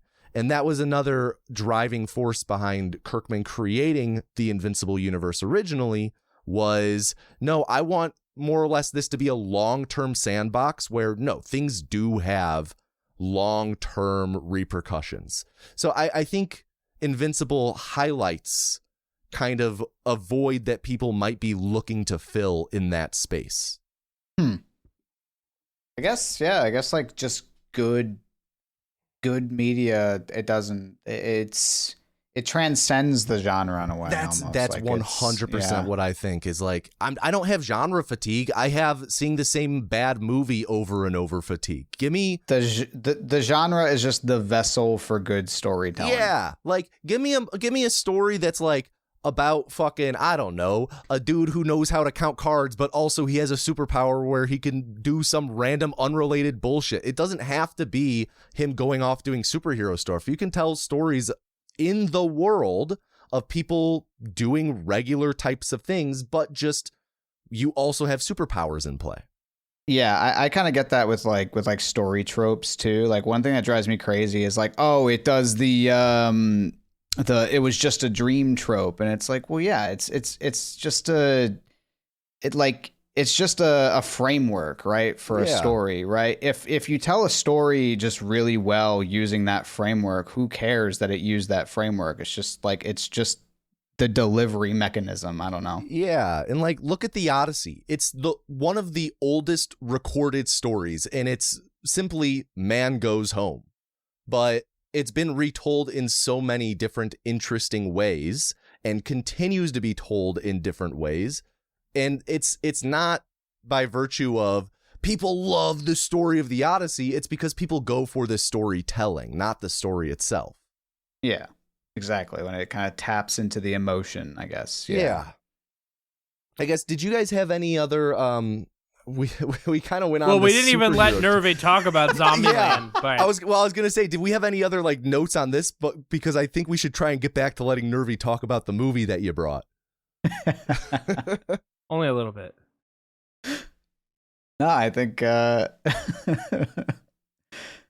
it's good to, as I've been trying to deconstruct, like, what is superhero fatigue? But no, it was nice to get to talk things out, turn the soup in your head into something tangible.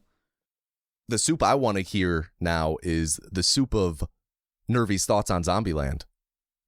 Yeah, I love this movie. Whenever I present it to people, you both said it's not groundbreaking in the genre. And honestly, the way I present it is I never really present it that way anyway. I don't know. I enjoy movies like this that are they kind of just exist. They do their own thing. They have like their own style to it. There are movies that will like you watch it and then you need to sit down and think about it for like 2 hours. This isn't like one of those movies. And I kind of like that. I like that a lot, and doesn't overstay its welcome. It for me, like, I love just the zombie kills in this movie. I think the most. I think they're really fun. They're really well done. I love all the shots, especially in Pacific Playland. All the shots of Tallahassee are just so good. I just love the whole way that was done, and it's really fun to watch, and it's just like it's taking you along for a ride. And I love it for that. And yeah, for me, it's like just a really good zombie movie, and it came out at a time when I was feeling kind of like how I was with, how I mentioned with superheroes, in that I was kind of tired of zombies. And then this one comes out, and I just enjoy it, and I'm like, okay, it's the same kind of thoughts. Like it's just a good movie, kind of subverted what I was expecting. And yeah, it's a movie that I watched again with my best friend at the time, so there's like a bit of a nostalgia factor to it, and it's always been a really fun movie for me to revisit. It's not perfect in my eyes. There are things about it on rewatches where I'm like, I gotta get through it to get to the really, really fun parts and the good parts, but I love it, flaws and all. Nice. Well, speaking of revisiting it, how about we revisit by way of a recap? Ooh. I can do that. Awesome. All right. Why don't you take up the charge? Don't fuck it up. And just pressure. There is no pressure. We'll hop in and chime in with like if there's like specific things we want to talk about. But yeah, Nervy, the floor is all yours. All right, yeah.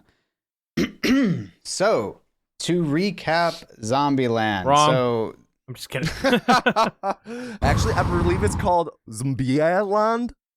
Zombieland. Yeah. So to recap Zombie England, So the film opens up to show basically Pennsylvania Ave, like the White House, in a really dire state, everything kind of desolate. And it's like, okay, this is a zombie movie. Everything's all apocalyptic. A zombie comes into view and is eating someone.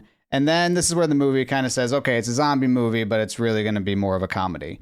The zombie looks at the camera and kind of picks at his teeth like it's a toothpick, and it just kind of just sets the tone that, like, yeah, it's a zombie movie, but we're not. It's going to just be fun. We have fun sit here. Back and enjoy. We have fun here. Yeah. And then it has the big, really cool opening. Columbus just talks about like how, there's zombies everywhere. Everything's all fucked up. Oh no. And then it just kind of goes through just zombies attacking people, just a bunch of different shots. Also, I think it's Whom the Bell Tolls is playing. And you have shots of like Scarface, and like a running zombie on fire, and just a bunch of really just funny shots, just kind of cameos from other movies. Like, what if you took these characters and put them in a just a zombie film like this?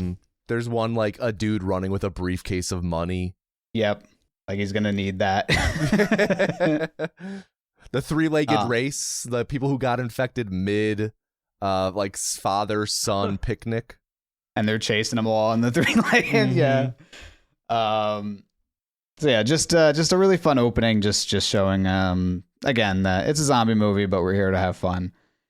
And it opens up with our titular hero, Columbus. Almost all characters in this movie are just based on either where they're going or where they're from. So Columbus, Ohio, in this case, I think Columbus, Ohio, right? Yeah, right. Okay. And so he's from Columbus. He's also trying to get to Columbus to see his family. And this is where I think either during this opening or immediately after this opening is when the rules are introduced. I think after he mentions how he managed to survive for so long, he has rules. The first one, it being number one, is cardio, which the zombies in this movie are not walkers. They run. They're the running zombies. So cardio is very important. If you can't, run. And it's not like you sprint when you need to sprint, but really it's a marathon. So you need to have really, really good cardio or the zombies will catch you. There's another one called double tap, which is don't be stingy with your bullets. If you think a zombie might be dead, but you're not sure, just put another bullet in the head or use other methods, as later on in the movie will show. There's other rules like use a seatbelt, beware of bathrooms, that kind of thing. So these rules are just his framework for surviving the zombie apocalypse. And it's around this time that the subplot that I could personally do without, which is his constant quest for finding a romance partner. This is the part of the movie I personally could just always do without. That is kind of his whole deal. Like his thrust, his motivation is like, I don't want to be alone. Yeah. I want a girlfriend. I gotta find a girl to bring back home to the folks. And I don't know, maybe I've just seen the movie so many times and it's my least favorite part of the movie. So when I rewatch it, I want to get to my favorite parts. So over time, I've just hated it more and more. But it's the part that I could do without, which is Columbus is always looking to find a girl. Even before the zombies happened, he was a loner, but that was always a part of his character. And how he was introduced to zombie apocalypse was his neighbor, I believe 402. Again, everything is based on where they're from or where they came from. So 402, which is his really hot neighbor, comes over. Homeless man tried to bite her. Columbus tries to make a move, but he just chickens out. Funnily enough, gives her Mountain Dew Code Red. She was totally expecting it to be tea or coffee, but it was just lukewarm Mountain Dew. And Golden Grams, the baggie keeps them crisp.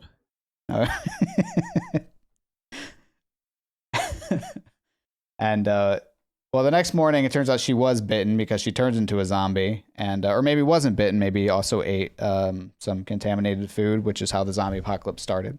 So they have a bit of a fight. He runs to the bathroom and throws Sorry, go ahead. Is that how the zombie apocalypse started in this universe? Was food contamination? Yeah. Somebody ate a contaminated burger from at a gas and gulp. Yeah. Yep. I didn't remember that. Cool. So she So she attacks him. He like throws cotton balls and whatnot from the bathroom before finally deciding, yes, the ceramic from the toilet is good. Hits her twice to take her down because double tap. And yeah, so the shot in the opening shot as well, or after this shot, I should say, I might be getting the order here wrong, but whatever, vibes anyway. He's in a car and he stops because he has to use the bathroom. It's at this point a chase sequence happens. Zombies burst out of the bathroom, which he was very cautious because beware of bathrooms. This is where cardio comes in. He's running all around the parking lot doing loops, trying to get his key out, but keeps like dropping it and messing up before realizing, oh, the door is unlocked. So he opens the door, gets in, puts a seatbelt on and starts driving and is able to get away from the zombies chasing him in the parking lot.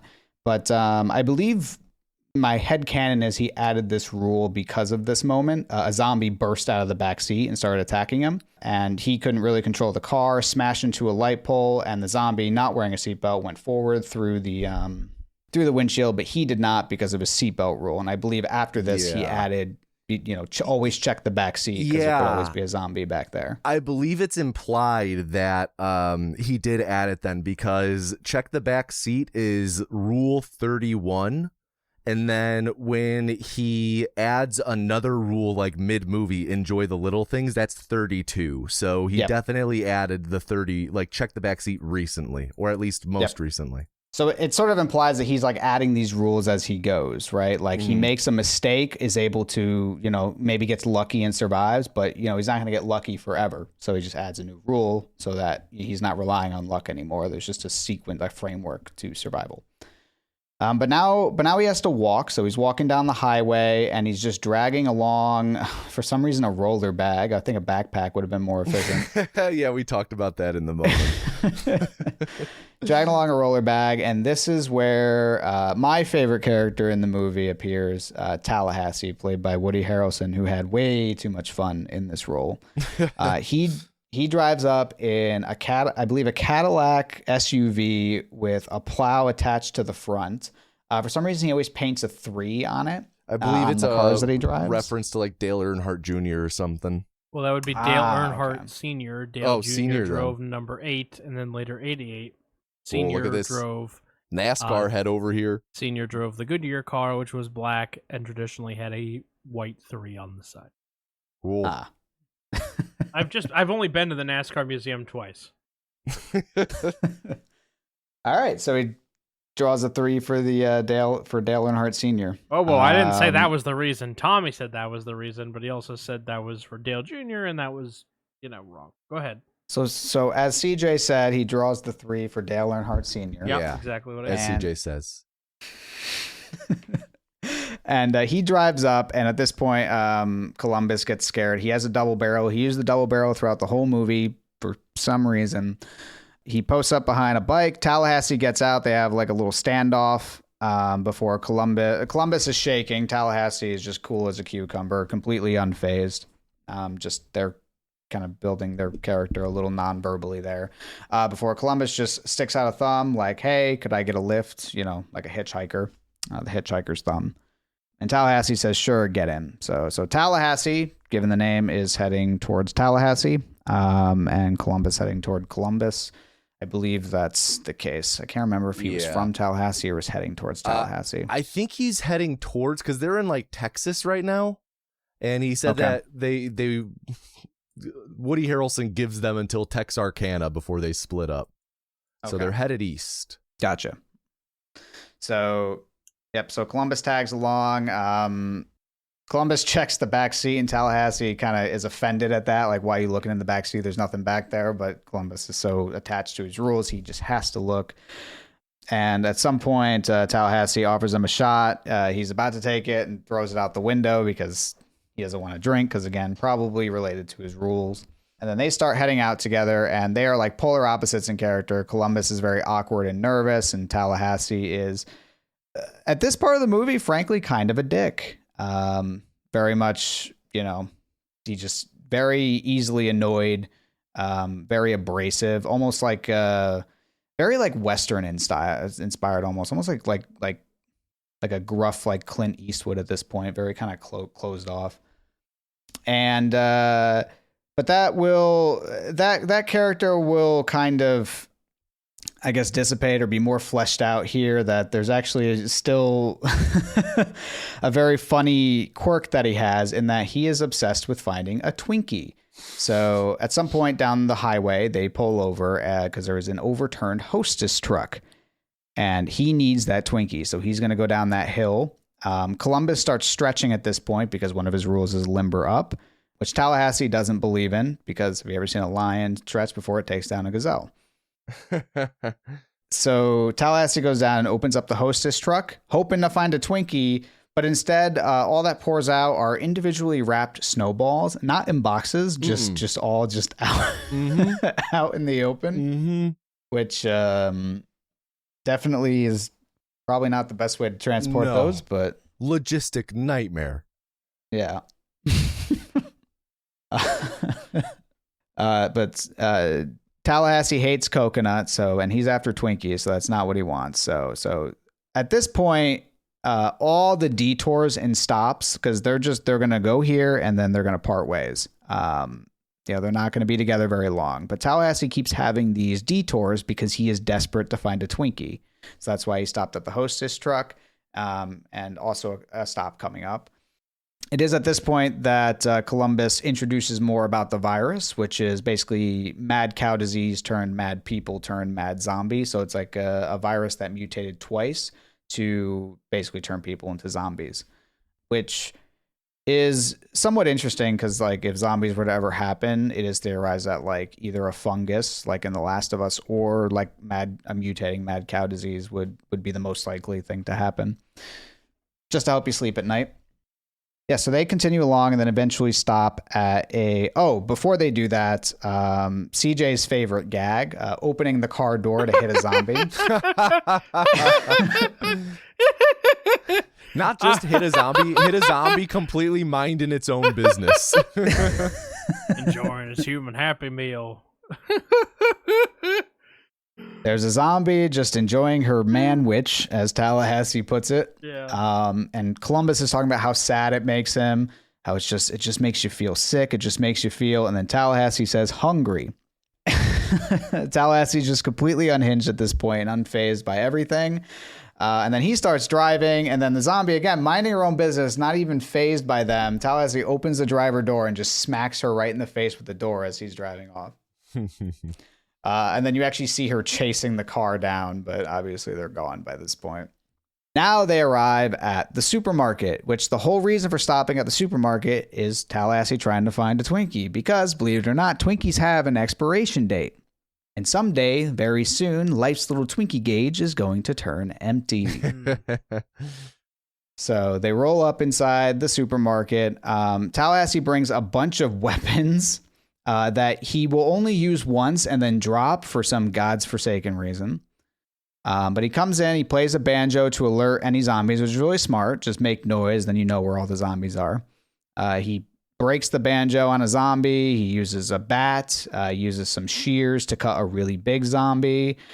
And then he just throws all the weapons on the ground when he's done, even though they're still perfectly fine.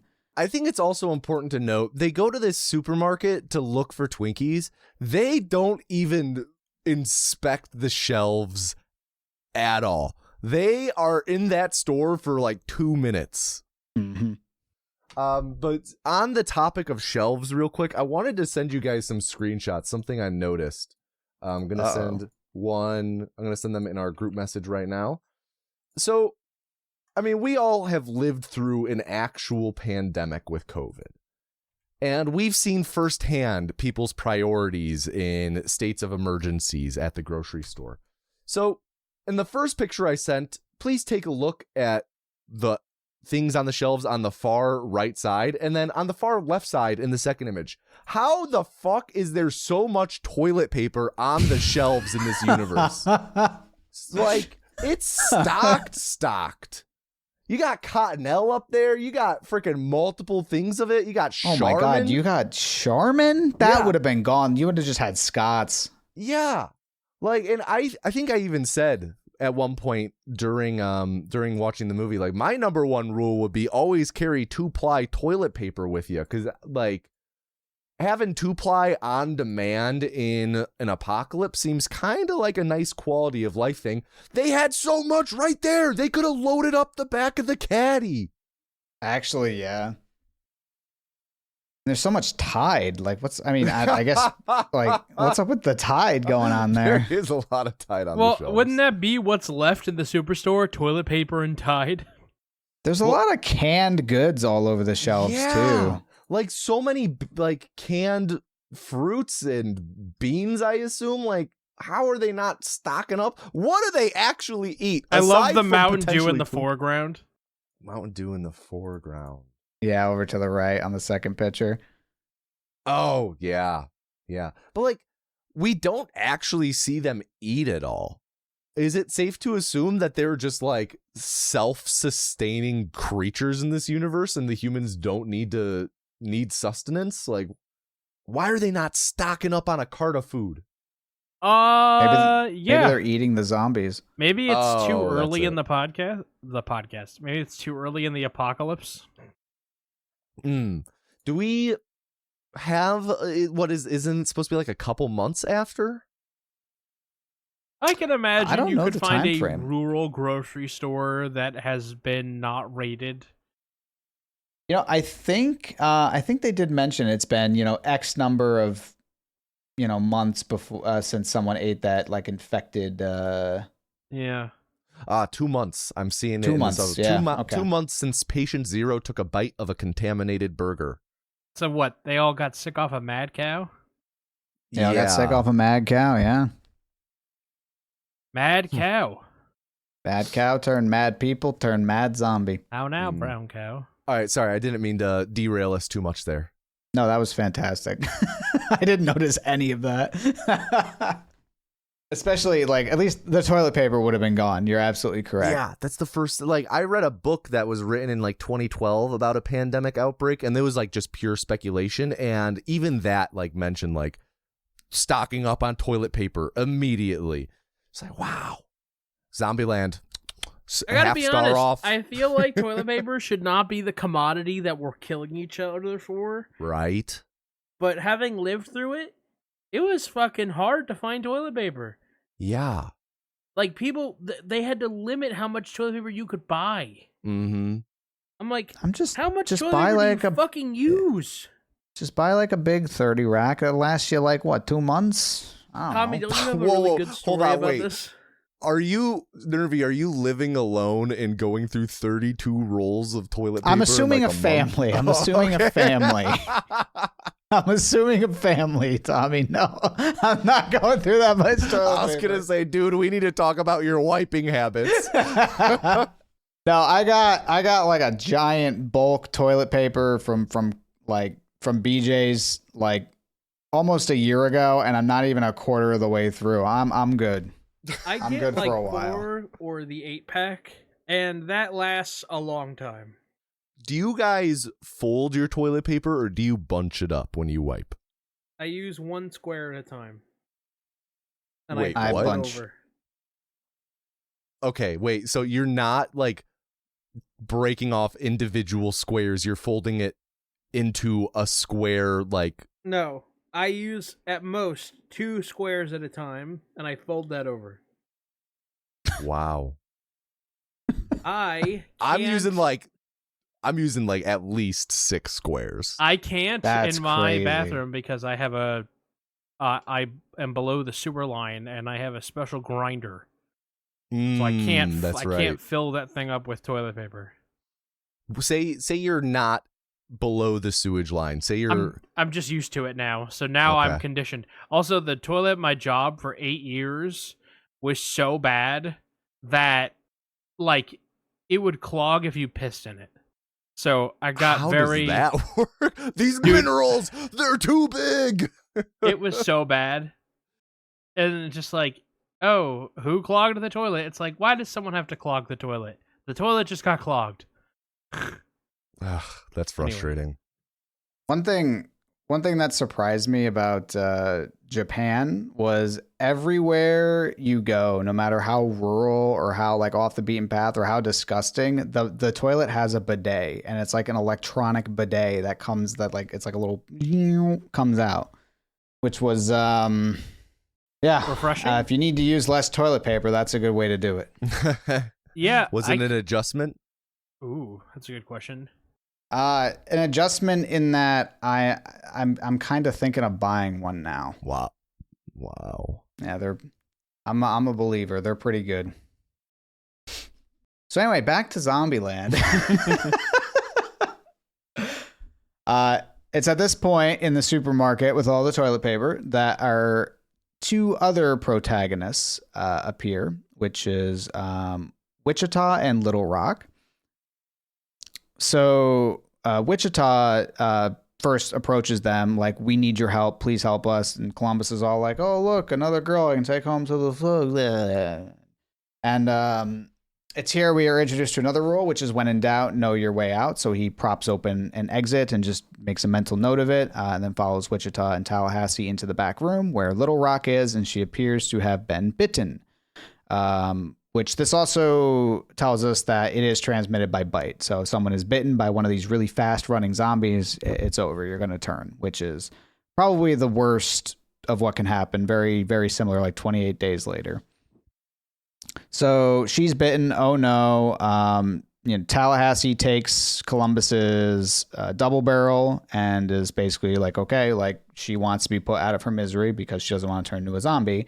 So Tallahassee about to do it. And then Wichita says, no, wait, let me do it. And my thought at this part is like, what if like these two, like, what if the person you just like said, please do this, was just a psychopath and just didn't hesitate and just blasted immediately, like from the hip? I feel like that's probably not the safest scam to do if you're going to do this. And it is revealed that once Wichita takes the shotgun, it was all just a ruse to get their guns. They then disarm them and basically steal from them. The bite, quote unquote, was just like ketchup, I believe, or barbecue sauce. So they steal the Cadillac and their guns and just leave them out to dry by the supermarket. Which again, always my thought at that part is it's a good thing Tallahassee didn't just bang, because that would have that's like for some reason always my thought there. So at this point they are stranded without any car, and they're walking around. Everyone always points out the tank. I think Tommy, you pointed out the tank.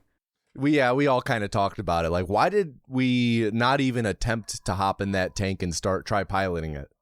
Which I think that's realistic because there's no way they'd be able to pilot a tank. You gotta try.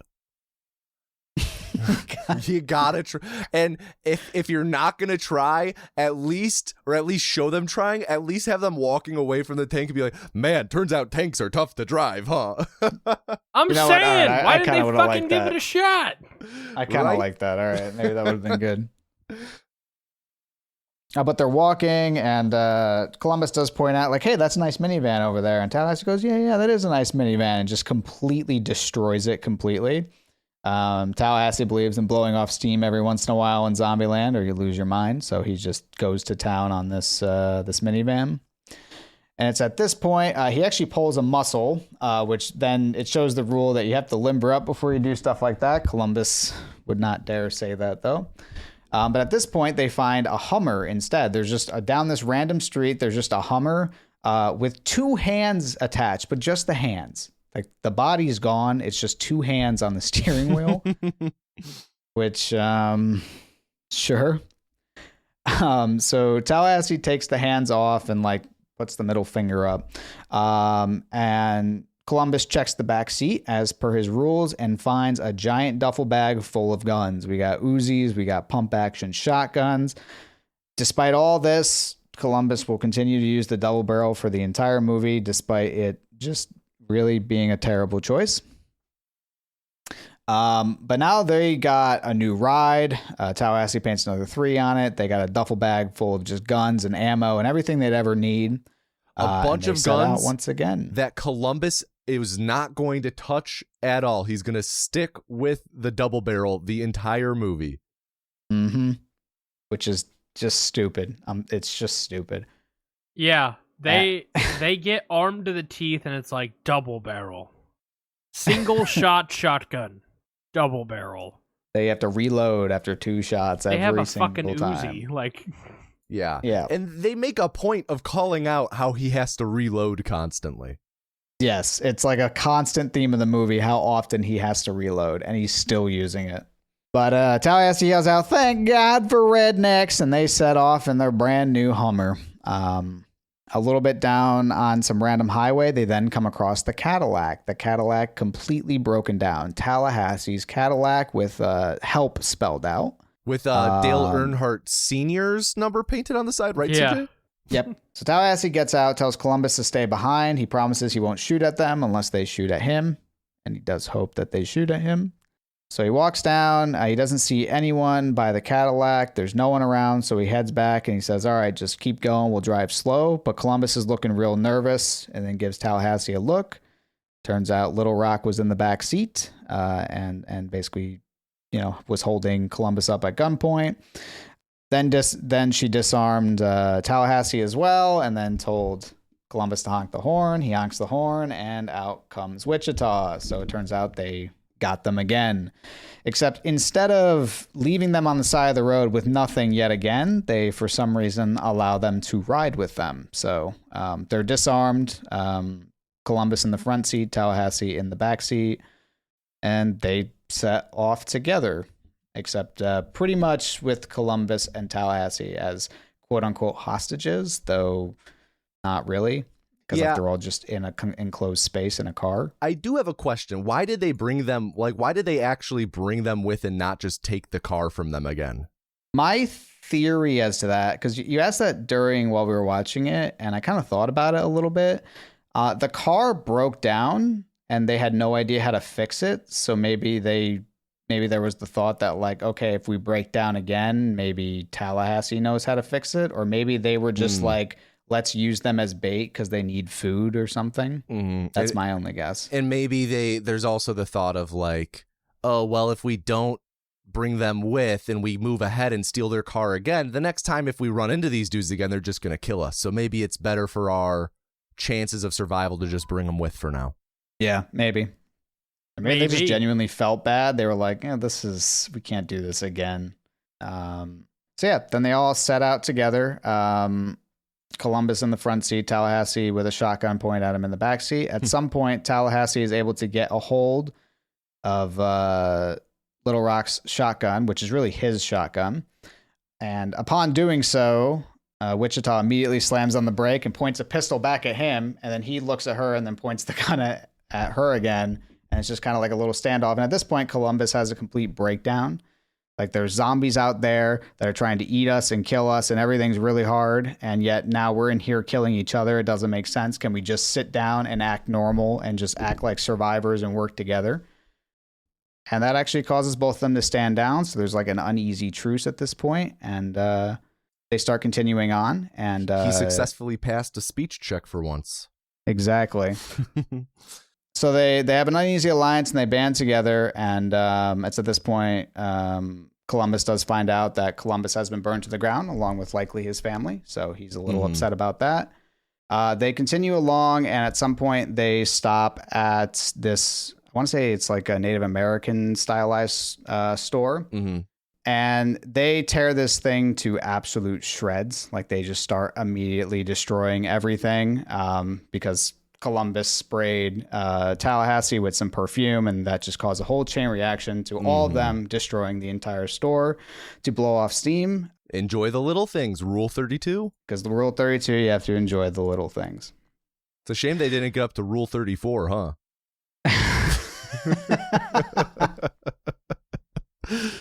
The unspoken rule. They're all driving down together, and they kind of form a little uneasy friendship as they're driving, and eventually decide to stick together all the way to Los Angeles, California. They grab a map and they arrive at the residence of Bill Murray. So Bill Murray wasn't going to be... Bill Murray was like a last-minute addition. I forgot which actor they were going to get originally, but Bill Murray was actually more of a last-minute thing. Yeah, we Patrick looked Swayze. it up. Yes, Patrick Swayze. Patrick Swayze, that's it. And then there was a whole litany of other actors that they considered and offered it to who turned it down before they went with Bill. Yep. So I think Joe Pesci was one of them, which would have been insane. yeah, he was. God, that's what I want to see that version. It turns out Bill Murray is actually still alive. He dresses up like a zombie because zombies don't attack other zombies, which is very like Walking Dead-esque. I think that was a theme that they tried to do a lot in Walking Dead. They do it in Shaun of the Dead as well. Shaun of the Dead too, yeah. That's how he stays alive. He doesn't stay alive for very long, though, because they pull a prank on Columbus by a quote-unquote prank. He puts on his wig and acts like a zombie, big and scary around Columbus, and Columbus does what is reasonable and shoots him with his double barrel, and that's the end of Bill Murray. They make another point during Bill Murray's little funeral, like they all have their shotguns and they're shooting up in the sky, that Columbus again has to keep reloading his double barrel, but he just keeps fucking using it for some reason. And then they all kind of chilling and they decide to sit down and play Monopoly. And it's here that Tallahassee reveals. So for him, he had a puppy, quote unquote, named Buck, and that's all he told Columbus. I had a puppy named Buck, lost it because of the zombies. It's here he reveals it was actually his son. So it wasn't his puppy, it was his actual kid that he lost during the apocalypse, which kind of explains why he hates the zombies so much. And also in my headcanon, why he's so obsessed with Twinkies, that recurring theme where he has to find a Twinkie. My headcanon is that it was his son's favorite snack, and that's like his way of grieving. I like that headcanon every a lot. zombie he sees. Yeah. It's like almost like a sense of closure for him to find this Twinkie. Yeah, exactly. Because it's the only explanation I have, because Twinkies are kind of mid, honestly. Mid as fuck. Sorry to all the Twinkie lovers out there, but I no thank you. Columbus almost gets with Wichita over a bottle of wine, but is cock-blocked by Tallahassee. Tallahassee does teach Little Rock how to shoot a little bit about breathing out, which will come in handy later. But Wichita, upon almost kissing Columbus and getting too close, they have a rule, Wichita and Little Rock, that they'll only trust each other, no one else. So they immediately are like, we got to go. They leave. Their whole shtick was they were heading towards Pacific Playland, which is apparently supposed to be zombie-free, quote unquote, which it actually is at first. They arrive at Pacific Playland and there's no zombies. Then they turn on all the rides, and the rides with the noise and the bright lights attracts every zombie within earshot or eyesight. They all immediately start running towards Pacific Playland. So now Pacific Playland is no longer zombie free. They're running from the zombies, and for some reason they go onto like the little Tower of Fear things where you sit in these chairs and it brings you all the way up and then slowly lowers you down, then all the way back up again. Yeah. They for some reason get on that. They get on that because they think it'd be safer up there. And this is where the Tallahassee breathing out technique comes in handy, and Little Rock is able to shoot the control box, which stops the ride. I'm pretty sure that would just cause the ride to just slowly go back down as a safety feature, but sure, it just gets stuck up there and they're not slowly lowered down to the hungry zombies below. Tallahassee says he's going to go to Mexico to find more Twinkies. Columbus says he's going to go to Pacific Playland and be with Wichita. Columbus tells Tallahassee that they were in someone's wallet at once, and that sort of turns him into, okay, maybe I should come and help. Columbus tries to ride a motorcycle, falls over, so they decide to go together to Pacific Playland. I gotta point that out. Oh my gosh. CJ was like, how does he know how to drive a motorcycle? And I'm just like, he doesn't. Yeah, the timing on that was so good. We talked a little bit about various zombie apocalypse plans throughout the movie, and something we called out earlier is like, why don't they just deck themselves out in leather gear like bikers outfits? And here we get to see Columbus wearing a Harley Davidson leather jacket that presumably would be great for helping block bites, and he just wears it for his 12-foot motorcycle ride, and then it's never seen again. He takes it off, yeah, despite leather is pretty damn strong, honestly. Mm-hmm. I'm pretty sure a nice leather jacket, you can't just bite through that, so that would have been, but I guess we don't need it in this world. So they both drive to Pacific Playland, and here Tallahassee, seeing all the zombies, realizes, okay, they might actually need our help. So he takes out a bunch of zombies with an Uzi out front and then runs them over with the car as his form of double tap. They arrive, they see the Hummer in the water, and Columbus is scared because they might be dead, but then they see them up at the I think it's called the Tower of Power. Is that what those rides are called?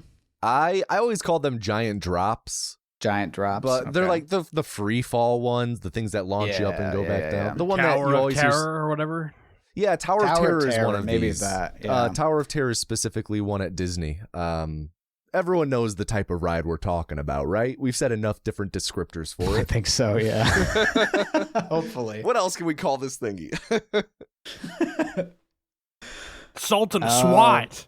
The Great Bambino. The Colossus of Clout. The Colossus of Clout. The bad decision in a zombie movie. So Columbus sees them and says, all right, we got to rescue them. And he turns around and sees Tallahassee's decked out in all the guns that maybe Columbus should have taken. And he gets an air horn and starts attracting all the zombies. And at this point, it's kind of Tallahassee's moment. This is like kind of his character's climax. Like the whole build up for him was he's really good at killing zombies, and he does it in very creative ways. I don't remember him climaxing on screen. God damn it. So he absolutely goes insane on all the zombies in Pacific Playland. He, at one point, is riding a roller coaster, which is my favorite shot. He's just shotgunning them. He's just having a blast. He's having a lot of fun at Pacific Playland, despite him thinking that it's a bad amusement park, just so because he gets to kill zombies. Yeah. Yeah. He's like straight up living a Left 4 Dead level while the other people are fighting for their lives. Yeah, exactly. Columbus goes into a haunted house for some reason, which I still can't get over. And this haunted house is fucking insane. Like at one point, like dude, a pair of like giant like teeth comes out of the wall and just eats a zombie. And it drags the zombie into the wall. This haunted house has a positive kill death ratio. Usually haunted houses have a kill death ratio of 0. Like, I'm like, imagine you're just walking through this haunted house in normal times and your friend just gets eaten behind you and just, where'd he go? I guess he's gone. He's dead. Man, that was scary watching my friend actually die. What a good haunted house. And again, the movie makes a big point of Columbus having to reload constantly in here, and it's could have gotten literally anything else. Completely self-inflicted. So while Tallahassee's making a giant last stand with like dozens of zombies with nothing but 2 pistols and like 2 reloads, he somehow kills them all. Columbus then rolls up to rescue the girls and sees his biggest fear, a clown. And it's at this point he actually breaks one of his rules. He has a rule called "Don't be a hero." Don't be the hero. Let someone else do it because there's a lot of risk with trying to be a hero. He breaks at this moment. He realizes that he has to break rules sometimes, so he's going to break this rule and instead be a hero, conquer his fear of the clown by using a big mallet from like one of the like test your strength machines. He kills the clown, double taps it by honking his nose with it, and it literally honks. He then hits the emergency shutoff, brings the girls down, and he does wind up getting with Wichita, who then tells him her name is actually Krista, which is, I believe, the only name that is revealed. Yes. Besides Buck. And, of course, Bill Murray. They're looking around. They can't find Tallahassee. Tallahassee is in one of the shops where they're advertising deep fried Twinkies. So he's looking around for it, but he can't find them. And he's having a full crash out. He's throwing things that's false advertising. There's no Twinkies. Columbus is trying to calm him down, asking him if he wants a snowball. And at this point, they hear some rustling in the back. And Columbus just immediately shoots twice with his double barrel because that's all he can shoot with. I thought he was out of ammo at this point, but apparently not. Tallahassee then opens the door, and it turns out one of the shots hit the box of Twinkies that Tallahassee was looking for. So just all done, no Twinkies. At this point, they hear the car driving away. They run out, and they're like, okay. Like they thought that they were leaving them, but they weren't. They stopped the car. They're just waiting for them. And then I guess Little Rock just had a Twinkie just the whole time and just at this moment decided to take out the Twinkie and throw it over to Tallahassee. Tallahassee gets his Twinkie. He eats it. He's very happy. It was all he was looking for the entire movie. And then they drive away sort of happily ever after. And of course they do the running gag of opening the car and smacking a zombie in the head with it. And that's Zombieland. Wow. The car door gag is really funny. Well, now that we've revisited the events of Zombieland, Yes. what do you guys think? I think the exact same thing that I thought beforehand. All right, I got a few questions for you guys. All right. Go for it. So, say we lived in the Zombieland universe. Okay. Now, without doxing ourselves, of course, what city name would you go by? How could I possibly? Like, would you pick a city that's like a destination city? You don't have to pick the city you're So from. like, of would course, you but, pick? like, Would you pick Chicago? maybe, if I wasn't in Chicago when the outbreak happened, potentially if that were like my destination, but I don't know. I could see myself like having my name be like Tahiti or something. Okay. Because like, wouldn't that be a great goal to make? Because like, no shot the infected made it to Tahiti, right? You don't know that. They had Right. COVID on Tahiti. Did they? Yeah. They had COVID in Hawaii. Did they Jap- have COVID? in Japan is an Tahiti? island. This is true. But Tahiti's a really small island. And?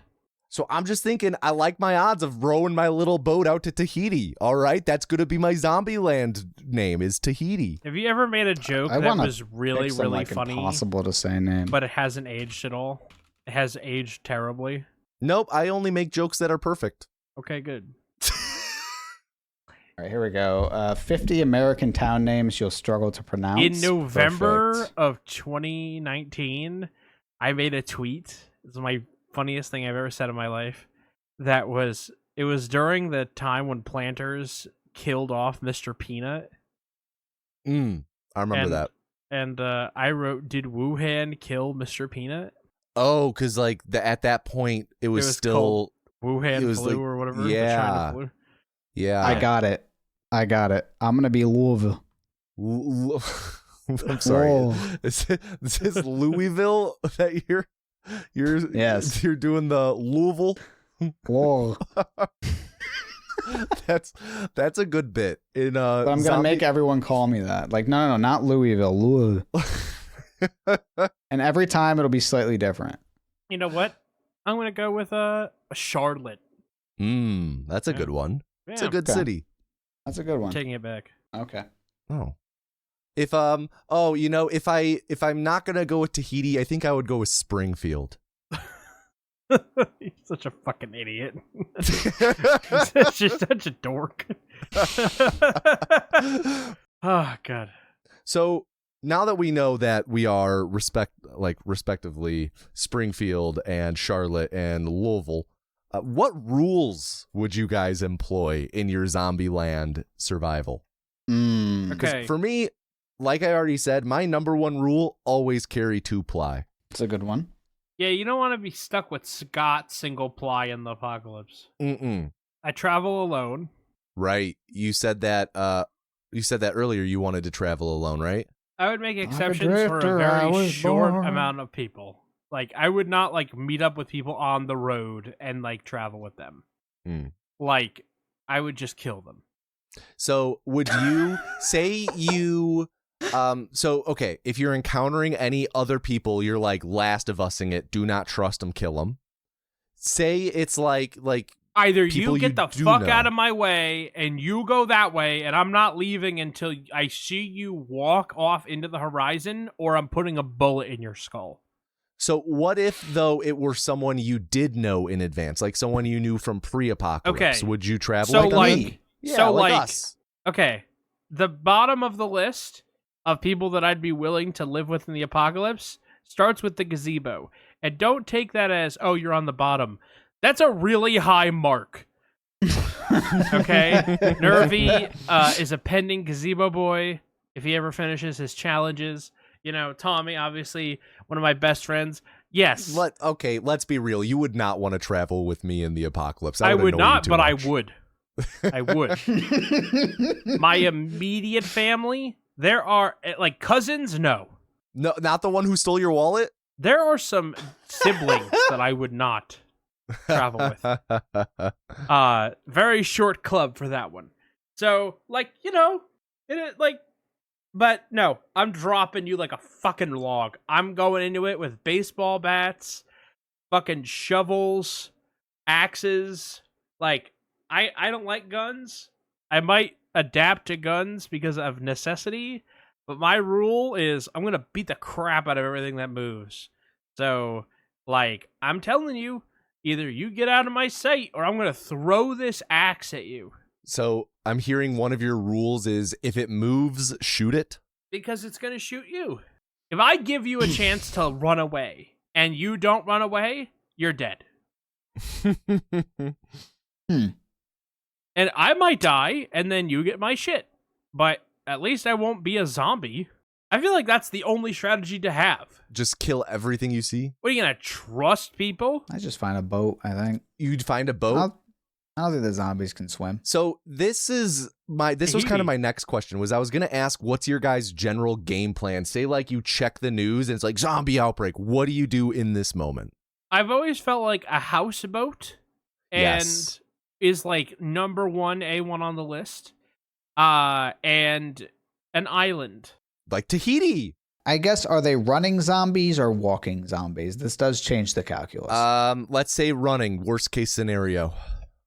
How coordinated are they? Are they the Zombieland? Because those motherfuckers were climbing fences.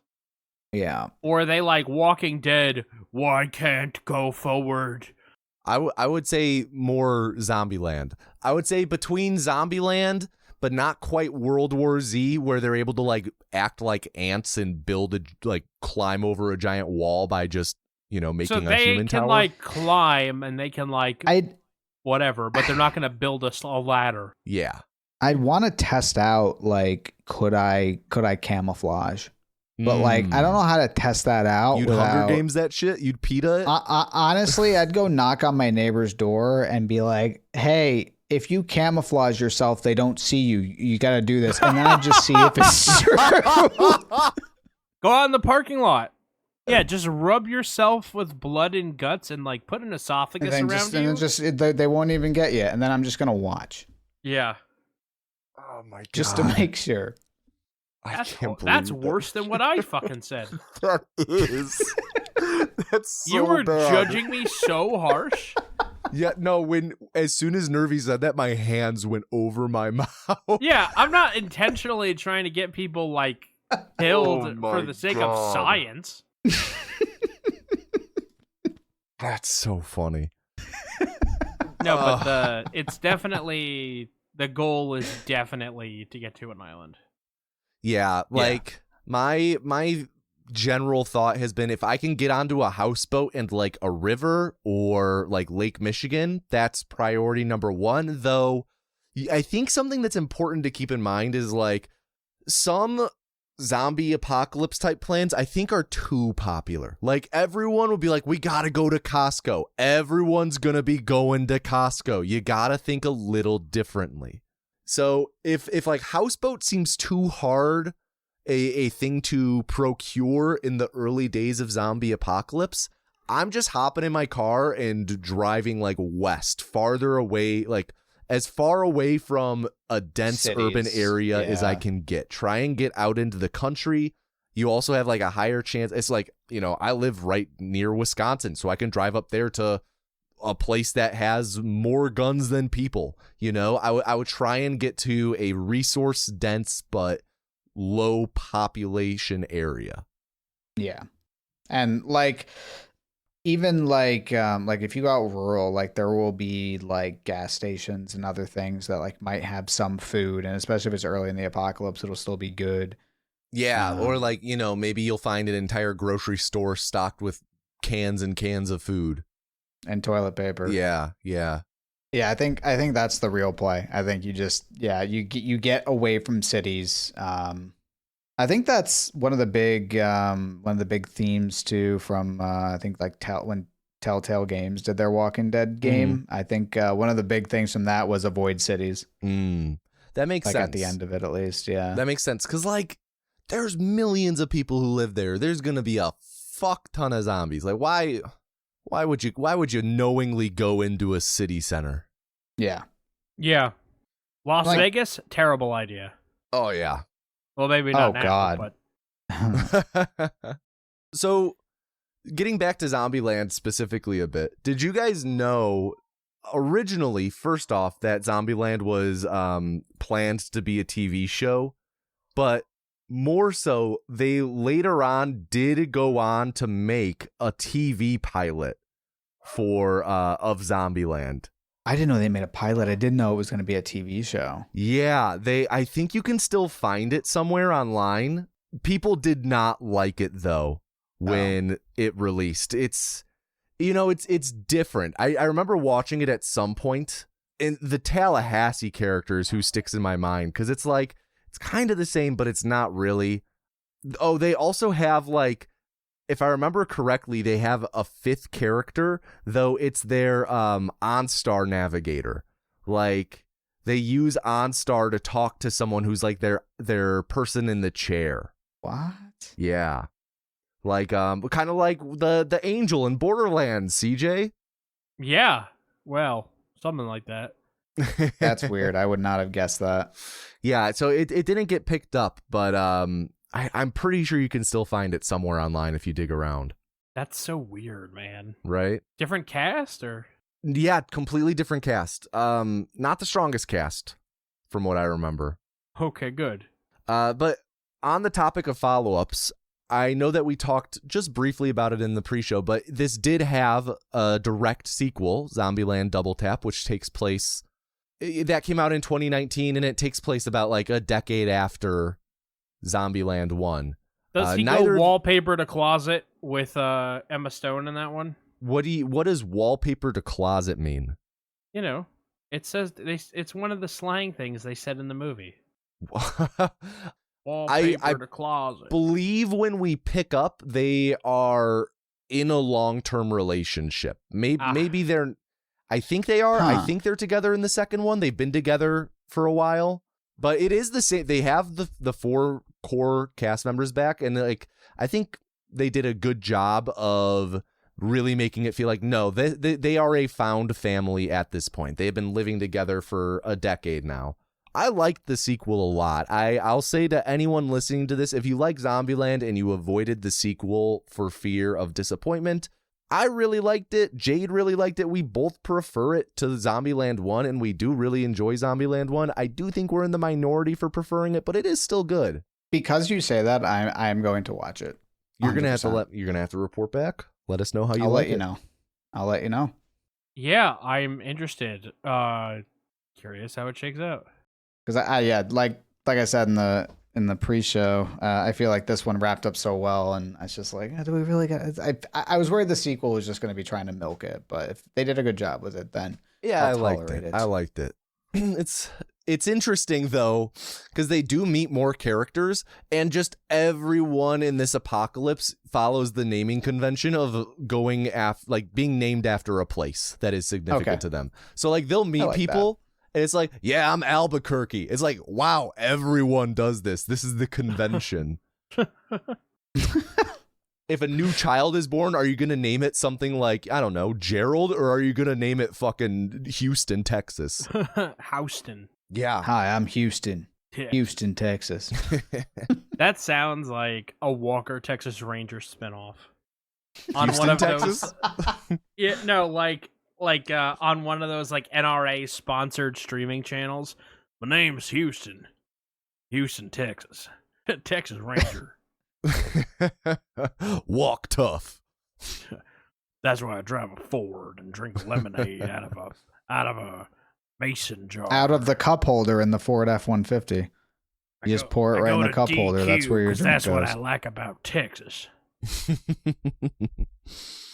Well, did you guys have any favorite specific scenes in Zombieland or favorite performances? Oh, every time they open the door. the car door.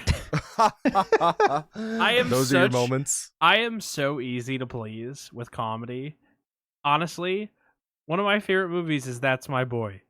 Him jumping off of the green monster makes me fucking cry every time. What are you doing, guy? There's a door right here.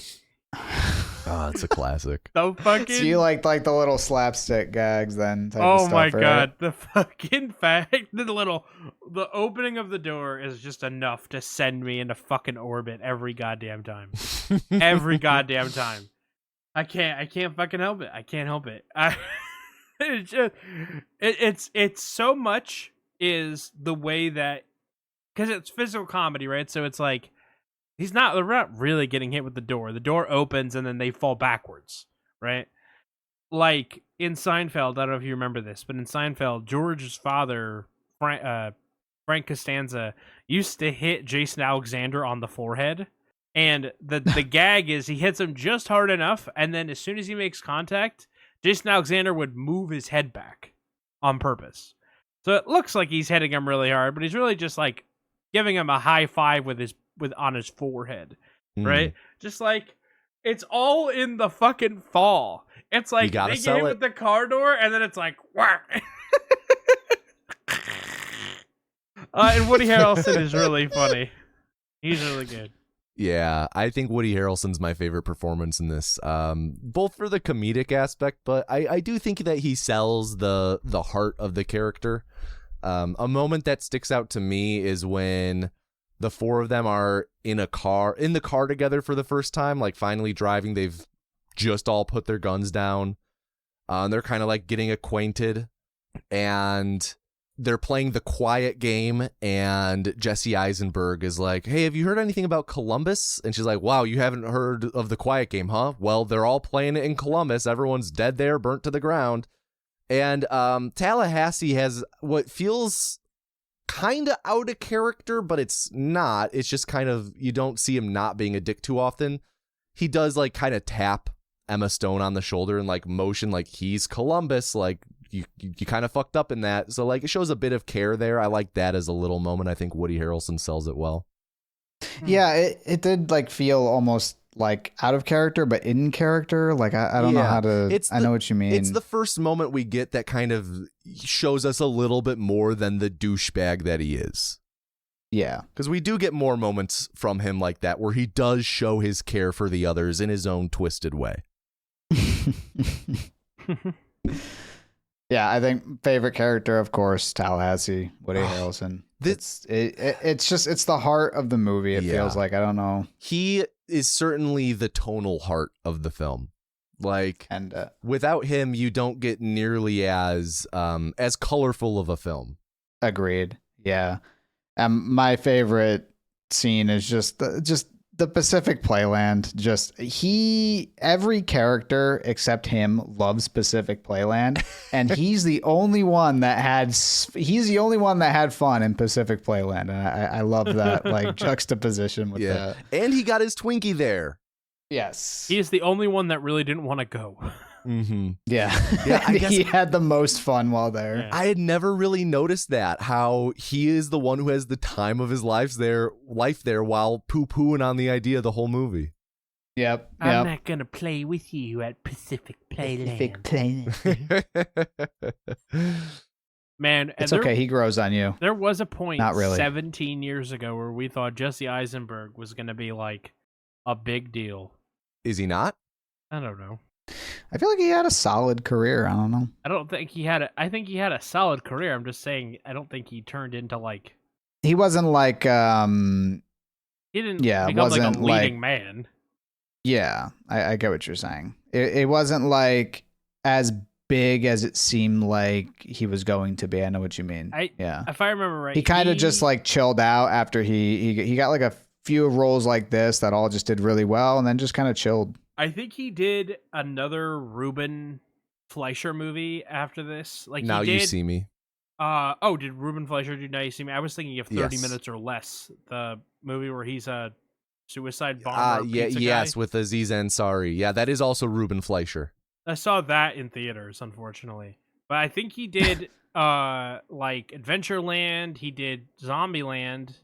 He did The Social Network in 2010. In 2011, he did Rio. I don't remember when 30 Minutes or Less came out. Also 2011. He did Now You See Me in 2013. I remember going to theaters to see American Ultra. I don't know if anyone else saw American Ultra. Oh, is that the one where he's like a stoner sleeper cell CIA kind of? Yeah. And then he was Lex Luthor. Now I just feel like he's kind of doing whatever. I forgot he was Lex Luthor. Holy God, yeah. I'm sure there are nights I where love he getting people wishes he together. could forget that he was Lex Luthor. Did he do Lex Luthor twice? Was he Lex Luthor in was Justice League, yeah. was Lex Luthor in Justice League? Yes. Okay. Who, who plays Lex Luthor in the James Gunn movie? Nicholas Hoult? Holt, yeah. Okay. Tommy, do you have anything else? You know, I'm not sure I had too much else I wanted to bring up for Zombieland specifically. How about you two? I have nothing. I think I said my piece. All right. Well, CJ, do you want to take us on the rapid charge of all of the very important questions we ask? Yeah.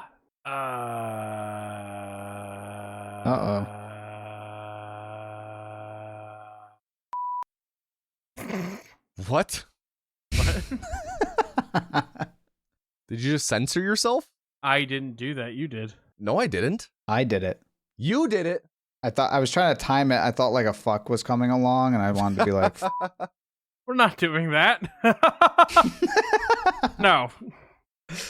So, as you both know, this was part 2 in our duology on rules, and how sometimes they just need to be broken with Ferris Bueller. And so that was the first movie. This was the second movie. We'll start with Nervy. Nervy, which movie did Breaking the Rules better? So I think on the top, like at least for breaking the rules, the whole point of Ferris Bueller's Day Off is I think him breaking rules. So Yeah. I might have to hand that to Ferris Bueller.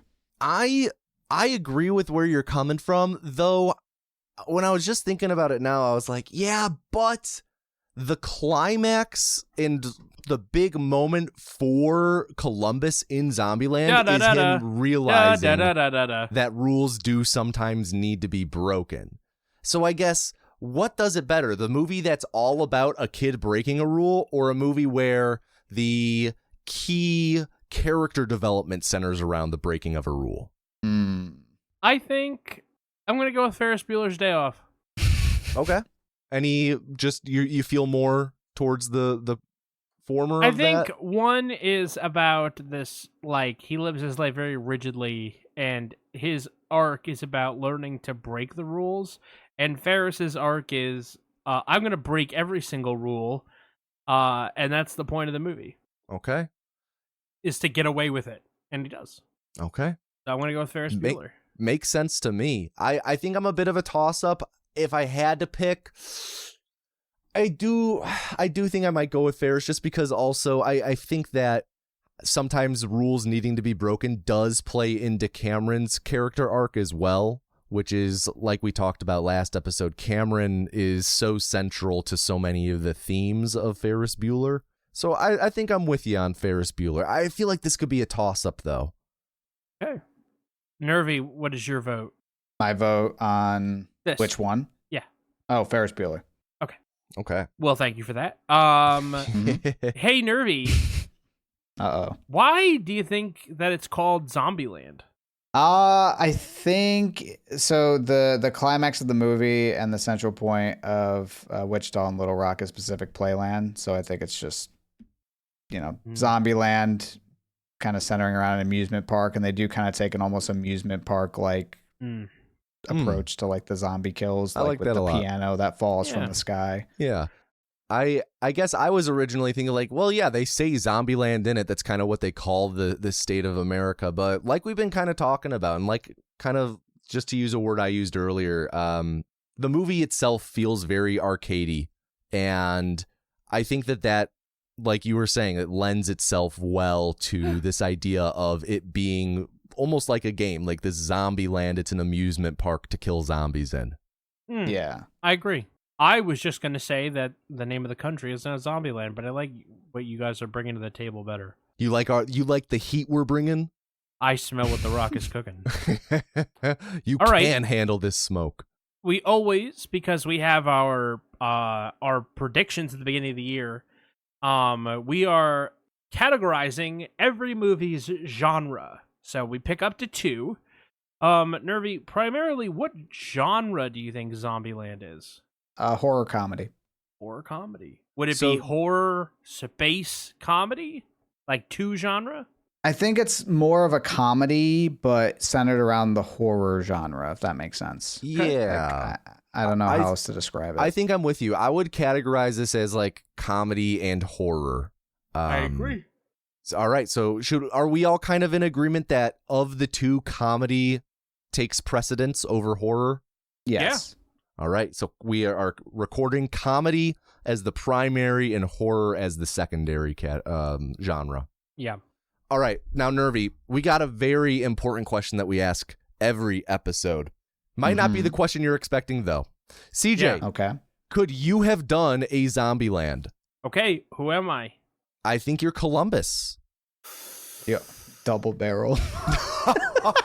I mean, I guess realistically, I don't think you need to be mapped to any one of them.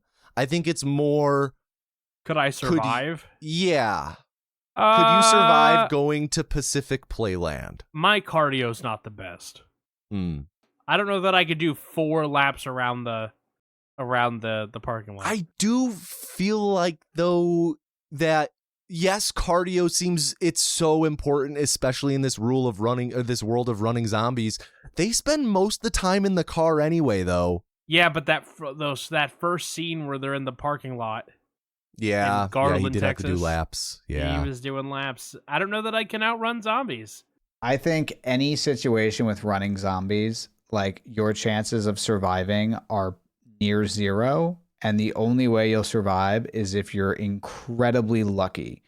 Oh, I'm right? just shooting Like them in the legs. Smarts are going to play a factor 100%, but you have to get incredibly lucky for that to matter. definitely. Yeah, I think I just go to the gas and gulp and order a cheeseburger, to be honest.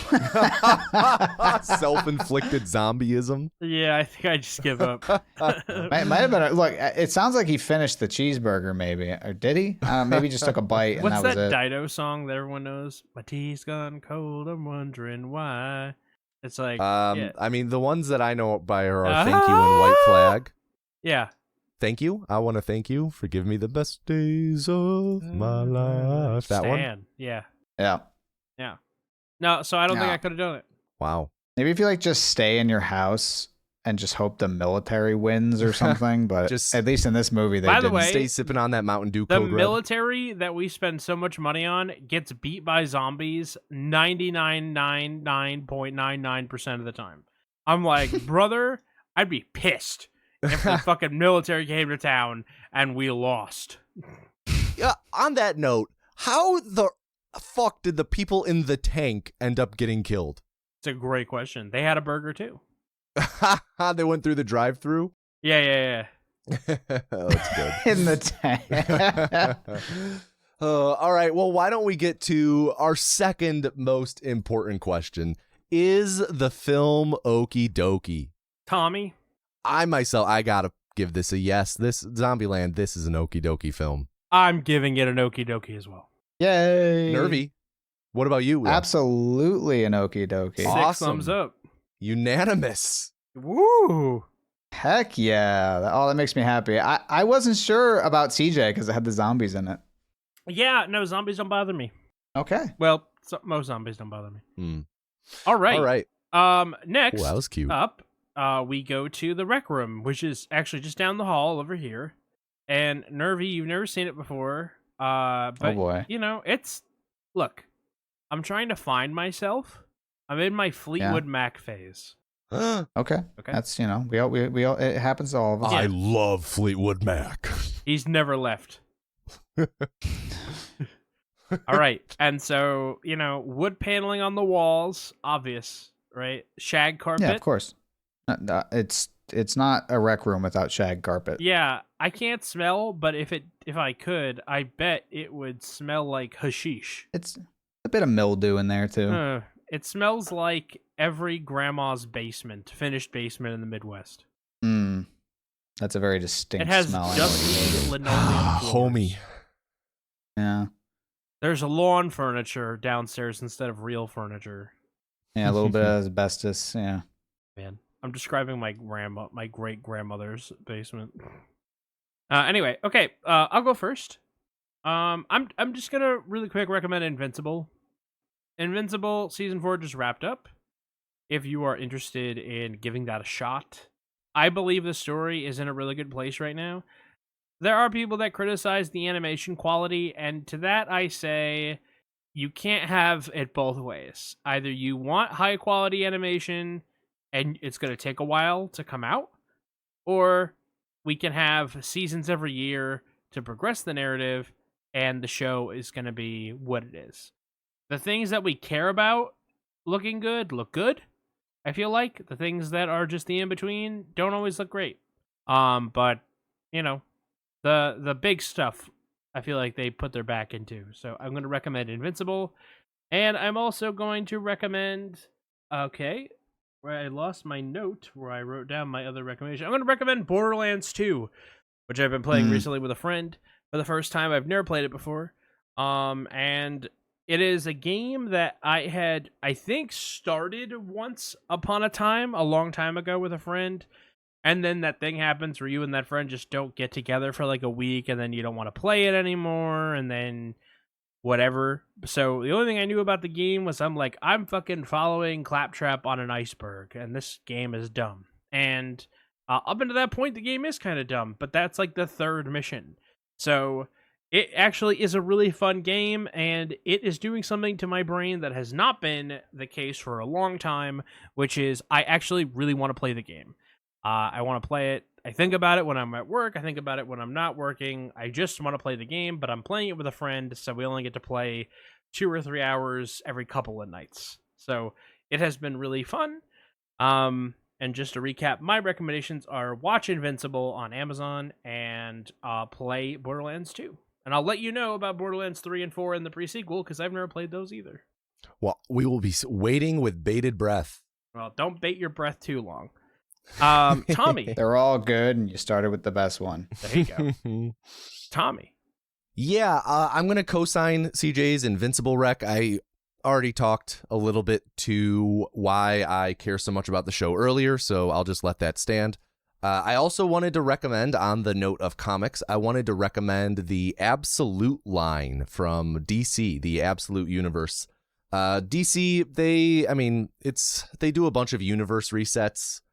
There's typically like a different relaunch every year or two. Marvel does the same.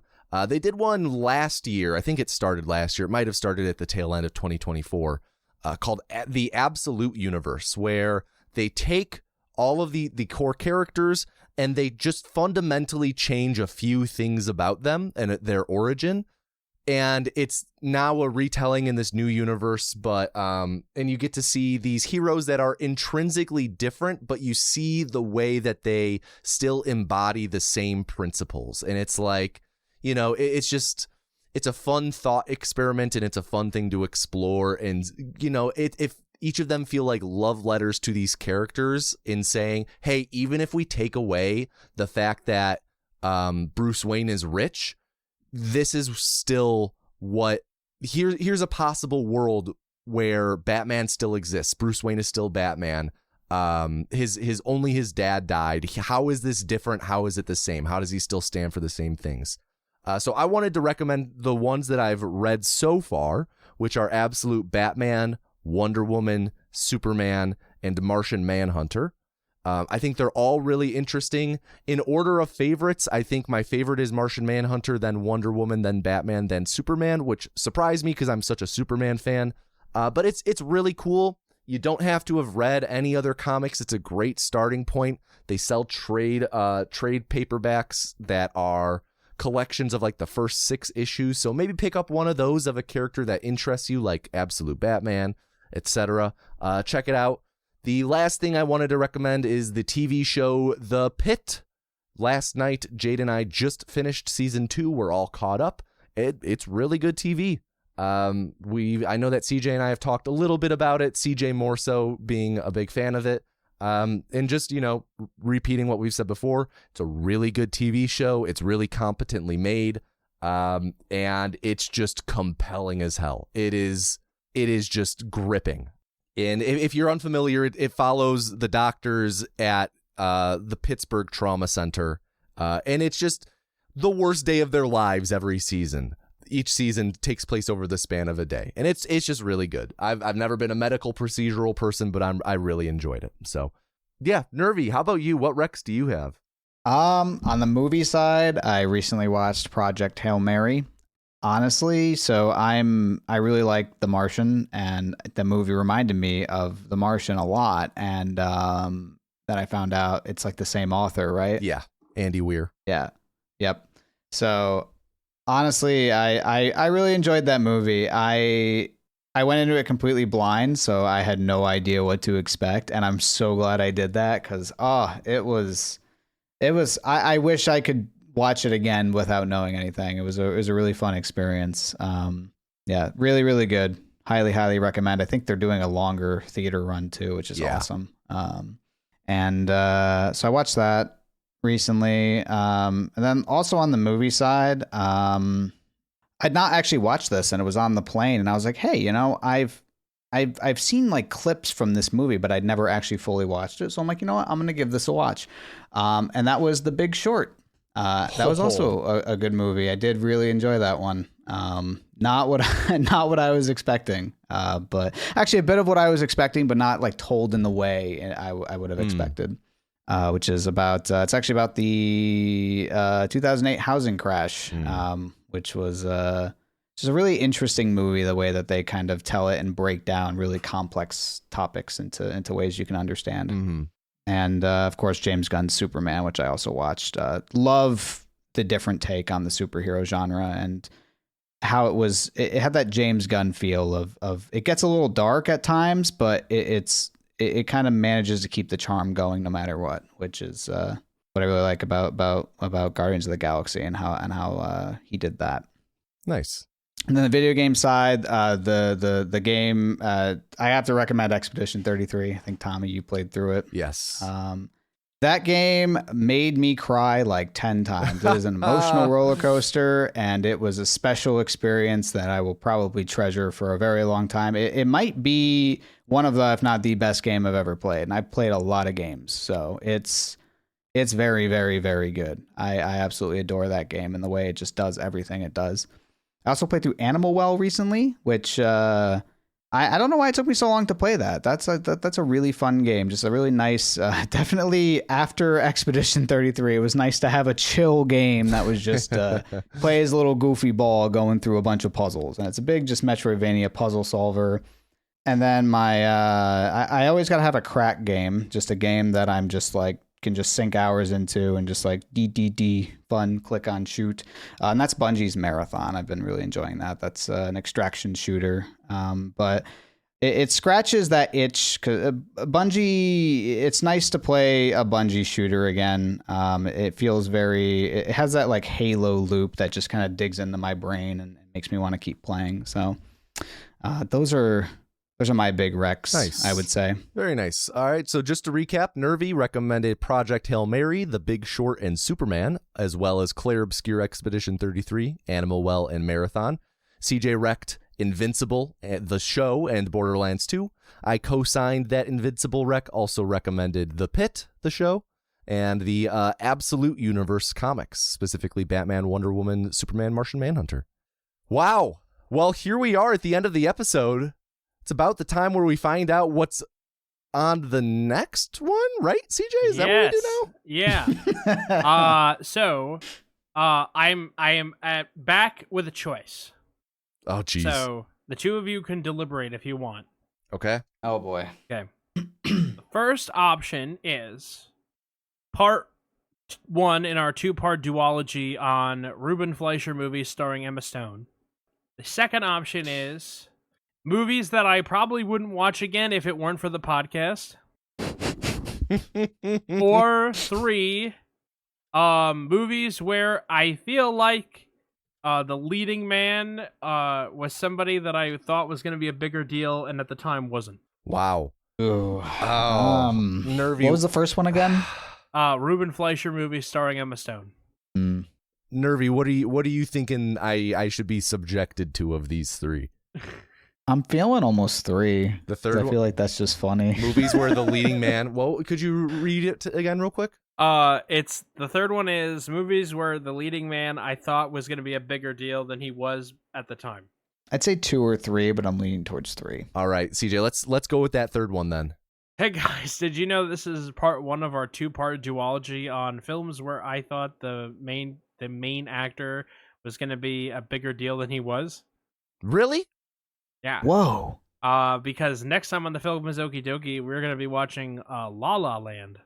Wow. Yeah. The paths you didn't go down. Number 1 was Gangster Squad. I had figured that one was. Yeah. And number 2 was One Battle After Another. Ooh. Which I probably Good will never movie. watch again without the Oh. podcast. That's such a good movie. It is. But we're watching I La La watched that Land, one which is also a recently, good too. movie. All right. Add One Battle After Another to my rec list. All right, I'll tack it on to the end. I forgot I watched that one recently Emilio, too. come back! All right. Thank you, Nervy, for being on this episode of the Film is Okie Dokie. Remember to rate us, review us, give us 5 stars. If you only give us 4 stars, I'm inclined to believe that you are a hater. Shout out to Bomani Jones at Wave Sports Entertainment for the quip. Remember to tell your friends, tell your family, tell your neighbors' kids. They have little fingers. They have a hard time working the buttons. You may need to download it directly to their phones, their tablets. In fact, just download it directly to people's devices. You can always join the conversation in the Discord. Seriously, I love talking with everybody in the Discord. We have a great little group going. If you want to join the conversation, the link to the Discord as well as the companion audio track will be in the description below. As always, I have been CJ. Wait, real quick. Nervy, where can people find you? Where can people find Nervy?